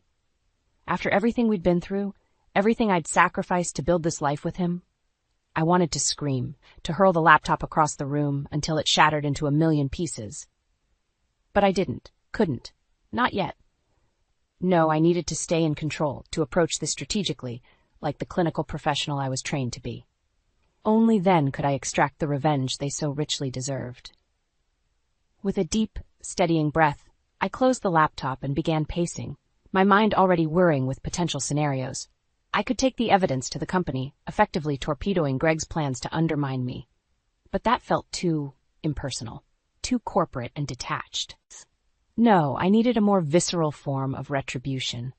A public humiliation that would cut to the core of their arrogance and leave them disgraced, their reputations in tatters. A slow, wicked smile curved my lips as the perfect plan took shape. I would let them have their little dinner date, let them revel in their perceived victory, only to pull the rug out from under them in the most brutal, comprehensive way possible. Yes, Greg and Gwendolyn would get their comeuppance, all right, and by the time I was through with them, they'd be lucky if the ashes of their shattered lives were enough to fill a teacup. With a renewed sense of purpose, I began making arrangements, the gears of my meticulously crafted revenge already in motion. They wanted to play dirty? Fine by me. This was war, and I didn't intend to take any prisoners. The annual company gala was in full swing, a glittering affair filled with the city's social elite. Greg and Gwendolyn swept in like royalty, reveling in their perceived victory over me. Little did they know, I had a few surprises in store. As the evening progressed, I bided my time, waiting for the perfect moment to strike. Finally, as Gwendolyn took the stage to accept her undeserved promotion, I made my move. Before we proceed, I called out, my voice ringing clear across the hushed ballroom. All eyes turned towards me, but I kept my gaze locked on the stunned expressions of my traitorous husband and his mistress. I'm afraid there's been a terrible mistake, I continued, striding forward with purpose. You see, this promotion was meant for me until certain individuals conspired to undermine my reputation through lies and deceit. A murmur of confusion rippled through the crowd as I produced the sleek remote control, thumbing the button to project the incriminating footage onto the massive screen behind me. Greg and Gwendolyn's illicit affair played out in lurid detail, their hushed conversation about sabotaging my career echoing through the suddenly silent room. You see, ladies and gentlemen, I addressed the captive audience, my husband thought he could have his cake and eat it too, carrying on an affair while plotting to destroy my professional life in the process. I fixed my glare on Greg, who had gone deathly pale. Did you really think you could get away with it? That I'd just roll over and let you trample all over me? Before he could respond, I rounded on Gwendolyn, who looked fit to faint. And you were always jealous, weren't you? Petty and small, lashing out at anyone who dared outshine your fragile ego. With each biting word, I advanced on the pair until I stood mere feet away, reveling in their abject humiliation. Well, no more, I declared, my voice hardening to steel. This is where your manipulation ends. Turning back to Greg, I let the weight of his betrayal crash over me one final time. You have a choice, Greg. Resign, effective immediately, or I take this evidence to the authorities and pursue charges for corporate sabotage, fraud, you name it. His mouth worked soundlessly, the arrogant bravado he usually cloaked himself in shredded to tattered remnants. Well? I pressed, quirking an expectant brow. What's it going to be? In that moment, it was as if all the fight, all the pompous disdain, drained out of him, leaving a hollowed husk in its wake. His shoulders slumped in defeat. I'll resign, he muttered, unable to meet my gaze.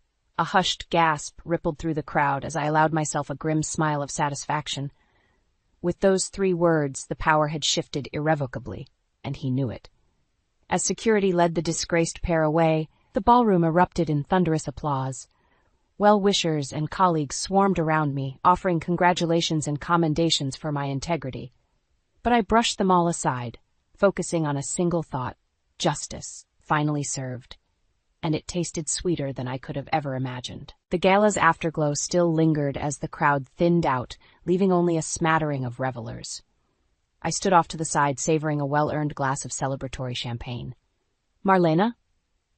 The familiar voice made me turn to find my boss, Jonathan, regarding me with a mixture of awe and respect.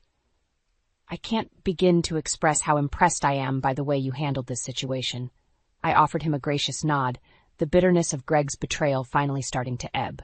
I only did what was necessary to protect the company's integrity. Jonathan shook his head firmly. It was more than that. It was an incredible show of character and resilience in the face of such underhanded tactics. His gaze turned solemn.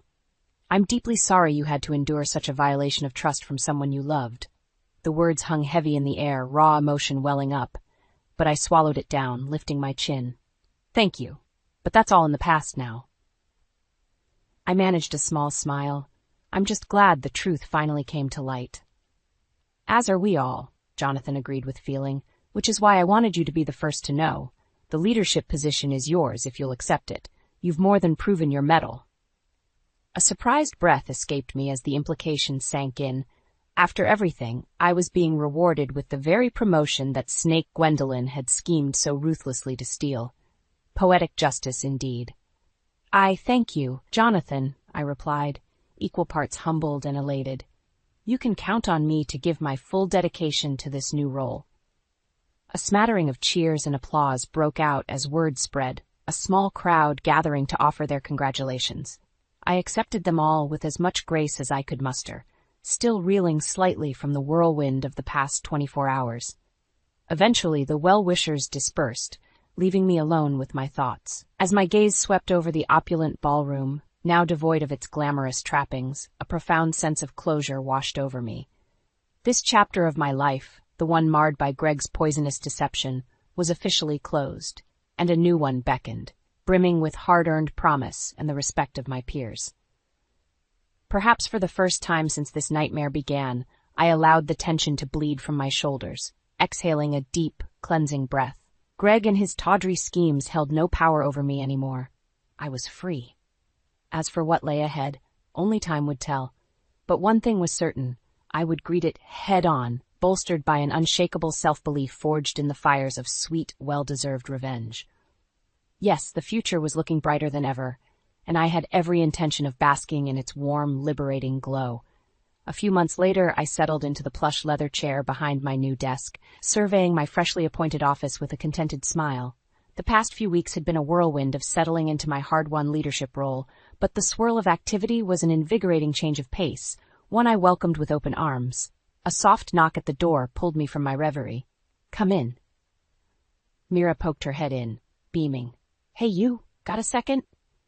"For you, always." I waved her inside. "What's up?"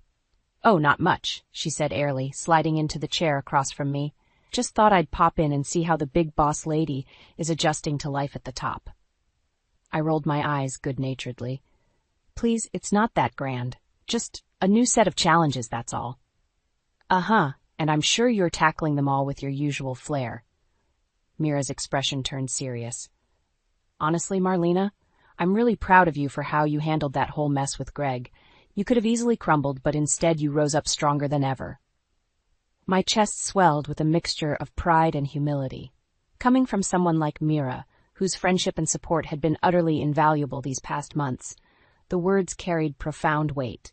"Thank you," I replied simply, holding her gaze. "I couldn't have done it without you, and the other amazing women in my life who had my back." Mira nodded, seemingly satisfied before that familiar mischievous glint returned to her eye. "So, now that you're all professional and important, does this mean you'll be too busy for us regular folk?" I barked out a laugh. "Get out of here with that. You know you're stuck with me." "Good," she grinned, "because I wouldn't have it any other way. We celebratory drinks tonight? My treat?" "You're on," I agreed with a smile, already feeling the burdens of the day melting away at the prospect of an evening of laughter and commiseration with my closest friend. As Mira excused herself, I leaned back in my chair, basking in the quiet satisfaction of a life and career finally back on track. Greg's betrayal still stung, that much was undeniable, but the ache had faded into a dull throb, easier to compartmentalize with each passing day. A faint buzzing from my computer caught my attention, a news alert with Greg's name in the headline. I clicked through, unsurprised to find it was another sordid account of his continued downward spiral in the aftermath of our very public, very messy split. Gwendolyn's name featured prominently as well, cementing her role as his partner in undoing. According to the reports, she'd relocated to someplace far away, her misguided ambition to take what wasn't hers, ultimately her own undoing. I exhaled a soft snort, shaking my head. Let them wallow in the squalor of their self-made misery. As for me, I was too busy thriving to spare them a second thought. A memo caught my eye, reminding me of the upcoming mentorship program orientation. I felt a swell of pride coursing through me. Nurturing the next generation, passing along the hard-won wisdom I'd accrued over the years. It was an honor and responsibility I didn't take lightly. Who knew? Maybe by paying it forward, I could help spare a few bright young minds from falling into the same traps I once had. If my own trials and tribulations could serve as a cautionary tale, a message of perseverance against all odds, then it would have all been worth it. Yes, this was the start of an incredible new chapter, I mused, energized by the possibilities that lay ahead. One forged through the flames of heartbreak and betrayal, certainly, but also one tempered by the resilience that had seen me through to the other side. And as I closed my eyes and drew a grounding breath, I silently vowed to conduct myself with the same integrity and purpose that had been my saving grace all along. No matter what storms may come, I would face them head-on and emerge victorious. This, I could finally say with conviction, was only the beginning. Bradley, what is this? Again? You're not listening to me, I said, trying to keep my voice calm. Bradley barely glanced up from his phone. Why should I? You're not my mom. I don't have to listen to you. His words stung, but I forced myself to stay steady. I had been married to Sean for 4 years now, and dealing with Bradley's rebellion had become a daily struggle. Sean's mother, Carol, standing in the doorway, watched the exchange without a word, her expression one of mild amusement. Bradley, this isn't about me being your mom. It's about respect, I said, my patience wearing thin. Whatever, he muttered, grabbing his backpack and heading for the door. I sighed and turned to Carol. Can you please help me with him, Carol? He needs boundaries. He's a teenager, Valerie, Carol said dismissively. You need to give him some space. Bradley slammed the door on his way out, and I flinched. Carol looked at me like I was the one at fault. Every day felt like a battle, and I was losing. Later, Sean walked in from work, dropping his keys on the kitchen counter. Hey, Val, what's for dinner? I sighed. I was thinking of leftovers, Sean. We need to start saving money. Bradley's demands and Carol's shopping are getting out of hand. Sean frowned. Val, we've been over this. They're my family. We can't just change how things are overnight. No, I said, my voice rising despite myself. But we have to start somewhere. I can't keep doing this alone. You're overreacting. Stop worrying so much. We'll manage, Sean said dismissively. I turned away, frustrated. I felt more like a maid than part of this family, juggling the household finances and trying to make ends meet. Even with my job, covering the endless expenses was impossible when no one else seemed to care. That evening, I found Carol reclining in the living room, surrounded by shopping bags. Did you go shopping again? I asked, unable to hide the irritation in my voice. Carol looked up, unbothered. Just a few things. Bradley needed new shoes, and I saw a nice jacket for him. Carol, we can't afford this. We're already struggling to pay the bills, I said. We'll be fine, Valerie. Don't be so dramatic, she replied. As I tried to argue, Sean stepped in. What's the problem now? We can't keep spending like this, Sean. It's not sustainable. He looked tired. You're always making a big deal out of everything. Just let it go. I felt a wave of anger and helplessness wash over me. How could they not see what was happening? The next morning I tried speaking to Bradley again before he left for school. Bradley, we need to talk about your attitude and spending habits. Leave me alone, he said, pushing past me. The door slammed shut again. In the quiet of the house I sat down, feeling the weight of it all pressing on me. If something didn't change soon, I would break. As I looked around the house, filled with things we didn't need and couldn't afford, a sinking realization set in. I was invisible here, and my words fell on deaf ears. I stood up and walked to the little home office where I kept the bills. It was time to stop talking and start doing something about this mess. The next morning, as I placed a plate of scrambled eggs in front of Bradley, he gave me a disdainful look. I'm not eating that, he said, pushing the plate away. It's perfectly good food, Bradley. We can't afford to be wasteful, I replied, trying to stay calm. I'm not eating leftovers, he snapped. Why can't we ever have something fresh? Just then, Carol walked into the kitchen.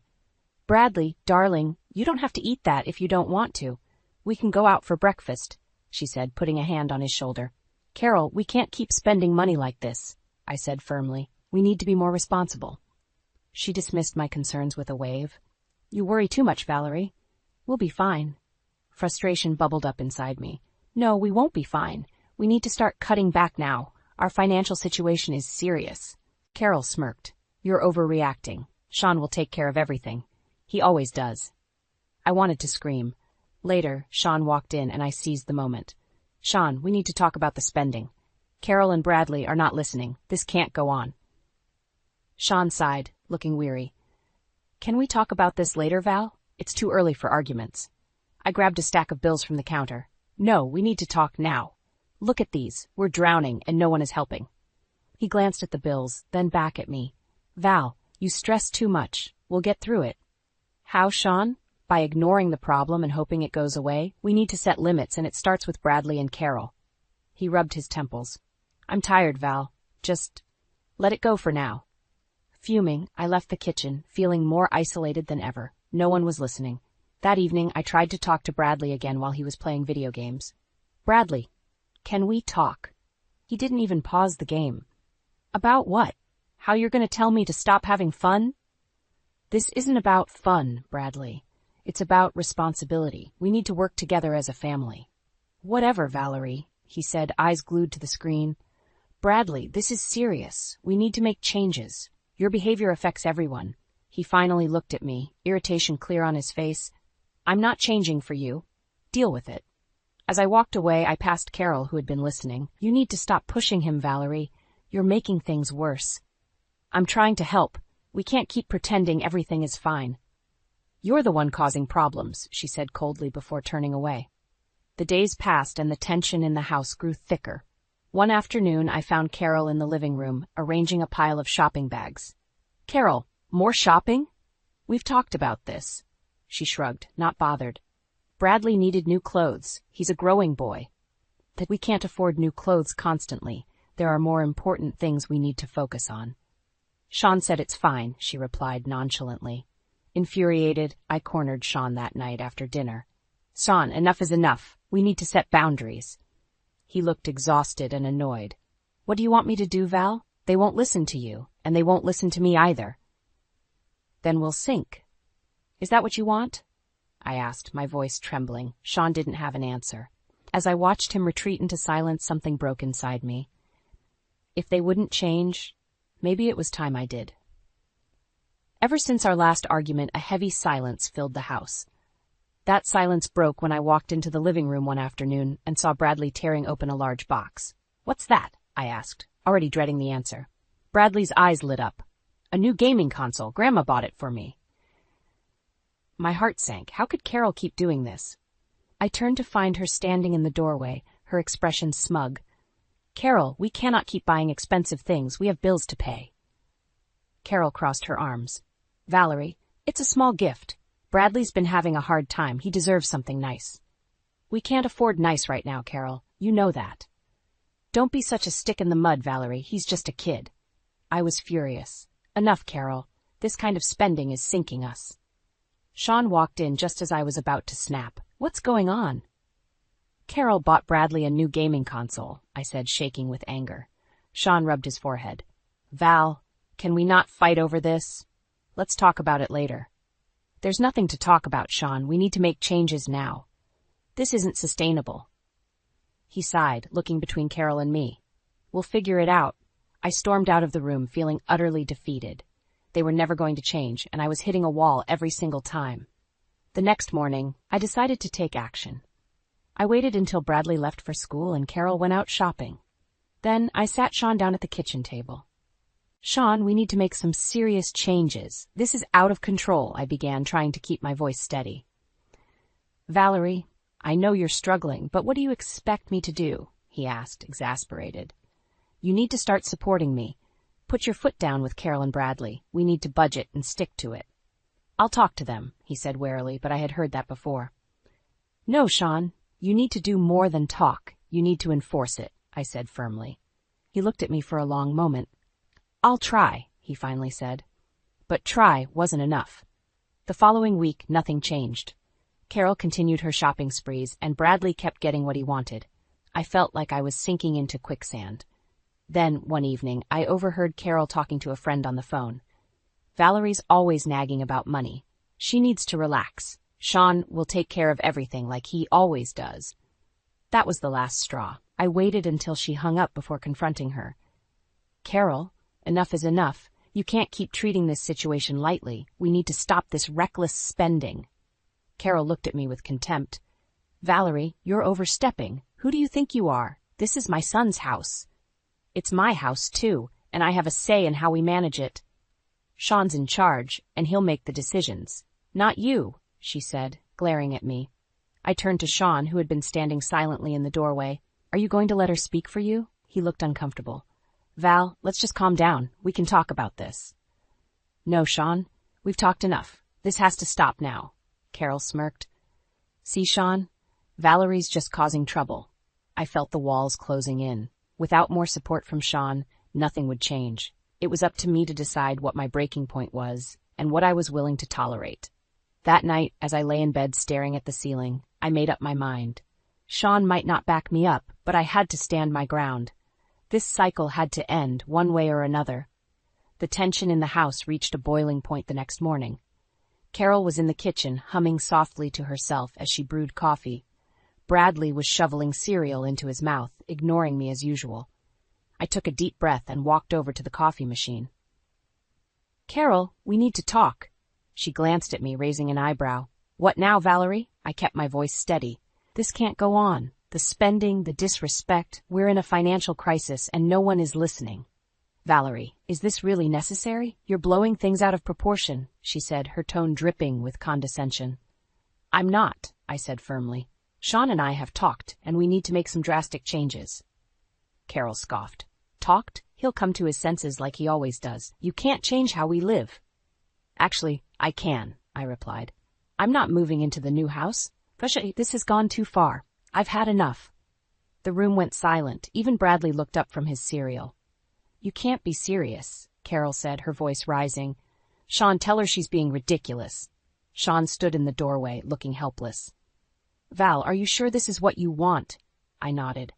"I've thought about it, Sean. I'm done enabling this behavior. I need a break from all of this." "You can't just leave," Bradley said, standing up. "Who's going to handle everything?"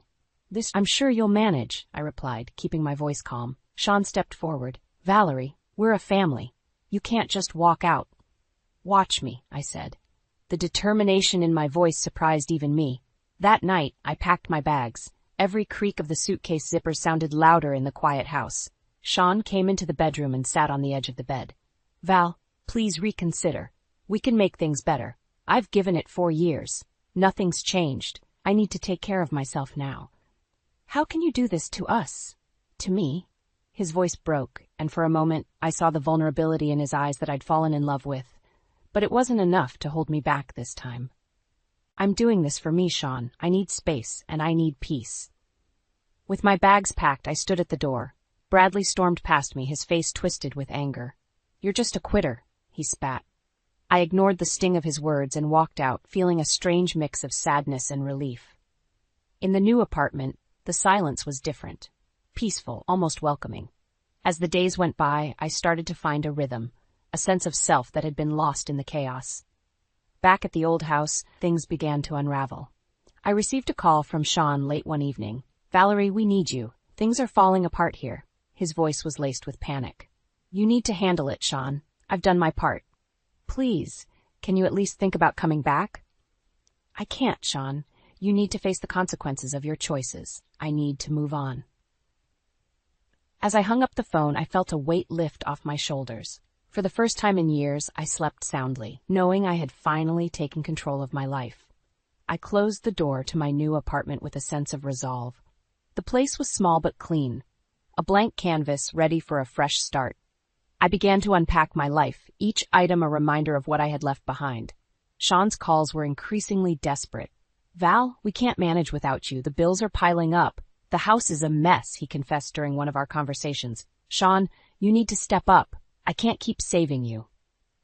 I replied firmly. Weeks turned into months, and I settled into a new routine. I found solace in the simplicity of my new life. Carol's incessant calls were easy to ignore, each one more shrill and panic-stricken than the last. One morning, while I sipped my coffee, I received a knock on the door. Opening it, I was surprised to see Bradley standing there, looking more disheveled than I had ever seen him. "Bradley, what are you doing here?" I asked, keeping my surprise in check. I need help," he mumbled, looking at his feet. "Come in," I said, stepping aside. He shuffled in, looking around the small, tidy apartment. "This place, it's different. It's mine," I replied simply. "Now what's going on?" "Things are bad at home. Grandma's health isn't great, and Dad, he's just not handling it," Bradley said, his voice cracking. "Bradley, you know I can't go back. I needed to make a change. I know, but we're drowning. Dad's been laid off and Grandma had to sell the house. We're living in an apartment now, but it's not enough. I dropped out of school to work." I felt a pang of sympathy, but kept my expression neutral. "Bradley, that's not the answer. You need to take responsibility, but not like this." He looked at me, eyes pleading. "What should I do then? How do I fix this?" You start from the bottom, Bradley. Get a job, finish your education, and understand what it means to be responsible. It takes time, but it's the only way. I know I treated you horribly. I was wrong. I need to make things right, but I don't know how, he confessed, tears welling up in his eyes. You took the first step by coming here. The rest is up to you.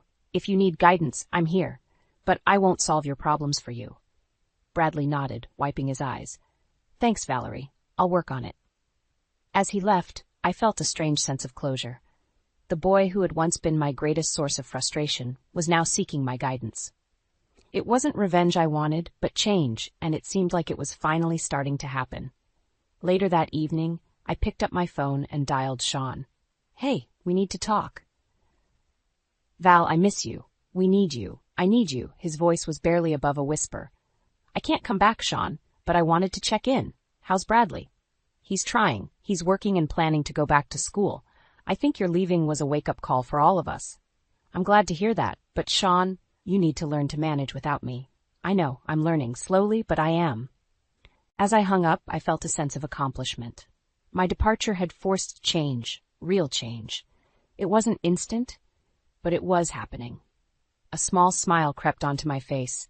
The journey wasn't over, but for the first time I felt like I had made a real difference. As weeks turned into months, I heard less from Sean and more about their struggles through mutual friends. It seemed reality had finally caught up with them. One evening, I got a call from an old friend who had run into Sean at the grocery store. Valerie, I saw Sean today. He looked terrible, asked if you knew he lost his job, she said. The news hit me, but I stayed calm. Thanks for letting me know. How's Bradley?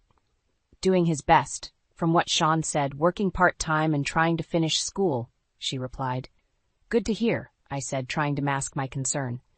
The next day I got a call from Sean himself. His voice was strained. Valerie, things have gotten worse. I don't know what to do. What happened, Sean? I got laid off, Val. We can't keep up with the expenses. Carol's health is declining and Bradley's trying, but it's not enough, he said, defeat ringing in his tone. This was never supposed to happen, he continued. I thought we could handle this. Sean, you have to take control. Talk to your mother. Set boundaries. It's the only way. But she won't listen to me. She never did. She has to now, or you'll all suffer the consequences, I replied firmly. I'll try, he said, though he didn't sound convinced. Time passed and the storm continued to rage at their end. One evening I decided to take a walk. Fresh air always cleared my mind. As I passed by my old neighborhood, I saw Bradley working at the local car wash. He looked worn out but focused. Hey, Bradley, I called out. He looked up, surprised but pleased to see me. Valerie, hey. How's it going? I asked, genuinely curious. It's tough, he admitted, but I'm managing, trying to save up and finish high school. I'm proud of you for sticking it out, I said. Thank you, he replied, gratitude in his eyes. I realized I took a lot for granted. I should have listened to you sooner. It's never too late to change, I said. Keep working hard and things will get better. He nodded, determination etched on his face. I will. Walking back, I felt a strange mixture of emotions. I cared for them, but I also knew they needed this struggle to truly understand the value of responsibility. A few nights later, I received another call from Sean. This time, his tone was desperate. Val, Carol's health is really bad. We had to sell the house and move into a small apartment. It's all falling apart. I'm sorry to hear that, Sean. You two made choices that led to this, I said, trying to stay firm but compassionate. Can you help, Val? Please. I don't know what else to do, he pleaded. You need to face this, Sean. Learn from it. I see that now.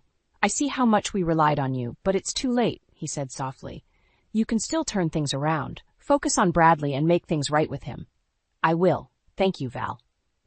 As we ended the call, I realized their downfall was the wake-up call they needed. It was painful to see them struggle, but necessary for true change. They had to experience the consequences of their actions to learn and grow. Despite the chaos, I felt a sense of hope. Perhaps this was the beginning of a new chapter for all of us, one filled with hard-earned lessons and the promise of a better future. I was in the middle of organizing my apartment when my phone rang. I almost didn't answer it, but the name on the screen caught my eye. Sean. Valerie, I hate to ask, but I really need your help, he said, voice strained. What happened now? I asked, bracing myself. We're being evicted. I don't know where else to turn. he admitted. I took a deep breath. Sean, you ignored my warnings for years. Why do you expect me to help now? Please, Val, I've realized how much you did for us. We can't manage without you. You chose to ignore me, Sean. You need to face the consequences. But what about Bradley? He needs stability, he pleaded. I closed my eyes, considering. Bradley is trying to make things right, but you have to lead by example, Sean. I'll do anything. Just help us get back on our feet, he said, desperation clear in his voice. I'll think about it, but understand this, Sean. I won't be your crutch anymore. We hung up, and I felt a mix of emotions. Part of me wanted to rush in and fix everything, but I knew that wouldn't help them in the long run. A week later, I got another call from Sean. Valerie, we've found a small place we can afford, but I need a loan for the deposit. Can you help? Sean, I'll lend you the money, but this is the last time. You have to make a plan and stick to it. I promise, Val. This time will be different. We arranged to meet at a cafe to finalize the loan. As I arrived, I saw Sean sitting at a corner table, looking more worn than I'd ever seen him. Thank you for coming, he said as I sat down. I'm doing this for Bradley, I replied. Sean nodded. I understand. We'll pay you back, I swear. I handed him the check. Make sure you do, and start taking responsibility. Bradley needs you to be strong. I know, I will. Thank you, Val, he said sincerely. As I left the cafe, I hoped this would be the turning point for them. Days passed, and I focused on my own life. One afternoon, I received a call from Bradley. Valerie, can we meet? I have something to show you. Curious, I agreed. We met at a small park. Bradley looked healthier, more focused. Look, he said, showing me a report card. I passed all my classes. I'm graduating next month. Bradley, that's wonderful. I'm so proud of you, I said, genuinely happy. Thanks, Valerie. I couldn't have done it without your guidance. You did the hard work, Bradley. Keep it up. As we sat and talked, I realized how much he had grown. He was maturing into a responsible young man. How's Sean? I asked. He's trying. He's working 2 jobs now and managing the finances better. Good to hear. Stay on track, both of you. We will, Valerie. We've learned a lot from this, he said. Walking back to my apartment, I felt a sense of closure. They were finally learning from their mistakes, and I had played my part. A few weeks later, I got another call from Sean. Val, I wanted you to know we've paid the first month's rent on time. Things are looking up. I'm glad to hear that, Sean. Keep it up. I will. Thank you for everything. As the call ended, I felt a sense of peace. My decision to leave had been the catalyst for real change. While they still had a long way to go, they were finally on the right path. For the first time in years, I felt like I could breathe easy, knowing I had made the right choices for myself and, indirectly, for them as well. A few months passed, and life carried on without much contact from Sean and Bradley. One day, while returning from the grocery store, my phone buzzed with a message from Bradley. Valerie, can you meet me at the park? Need to talk. I agreed, curious and maybe a little concerned. When I arrived, I found Bradley sitting alone on a bench, a somber look on his face. What's going on? I asked, taking a seat beside him. It's Grandma. She's not doing well. We had to sell her part of the house to pay for medical bills, he confessed, eyes downcast. I'm sorry to hear that, Bradley, I said sincerely. It's been really tough. Dad's trying, but he's stretched so thin. We're just surviving day by day. I placed a comforting hand on his shoulder. You've come a long way, Bradley. Don't lose hope. I know, it's just hard seeing everything fall apart. His voice broke. You've got to stay strong for yourself and for your dad. Thanks, Valerie. It means a lot to hear you say that. I'm always here if you need to talk, I reassured him. On my way home, I thought about Carol. She had never shown me kindness, but seeing her suffer now didn't bring me joy either. This was karma playing out in real life, teaching its harsh lessons. A week later, Sean called me. His voice was weary. Val, it's Carol. She's bedridden now, and we have to move her to a care facility. We can't handle her medical needs. I'm sorry to hear that, I replied, trying to balance empathy with my own emotional distance. Any advice on what we can do? Look into community resources. There are programs that can help you manage financially and medically. I will. Thanks, Val. I appreciate it, he said, his voice sincere. A month later, as I was strolling through town, I ran into an old neighbor who told me Carol had moved into a small apartment near the care facility. The news left me feeling a strange mix of vindication and pity. One rainy afternoon, I stopped by the local diner for a coffee. As I entered, I saw Bradley cleaning tables. He looked up and smiled when he saw me. "Valerie, hey." "Hey, Bradley. How's it going?" "Better. Dad got a more stable job, and I'm working here part-time while finishing high school." "I'm glad to hear that. Keep working hard." "I will. Thanks for everything, Val," he said earnestly. As I left the diner, I bumped into Sean. He looked older, more worn, but there was a glimmer of hope in his eyes. "Valerie," he said, his tone softer than I remembered.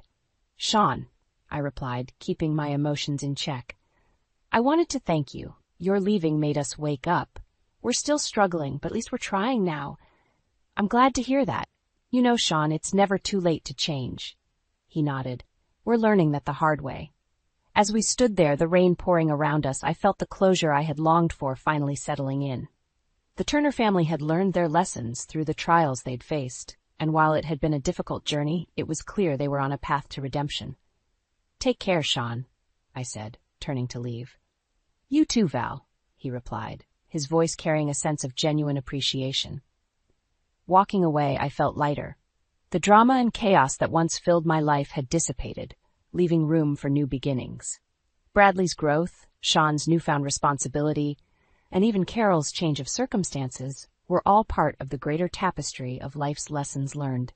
For the first time in a long while, I felt at peace, knowing my decisions had steered not just me, but all of us towards a better future.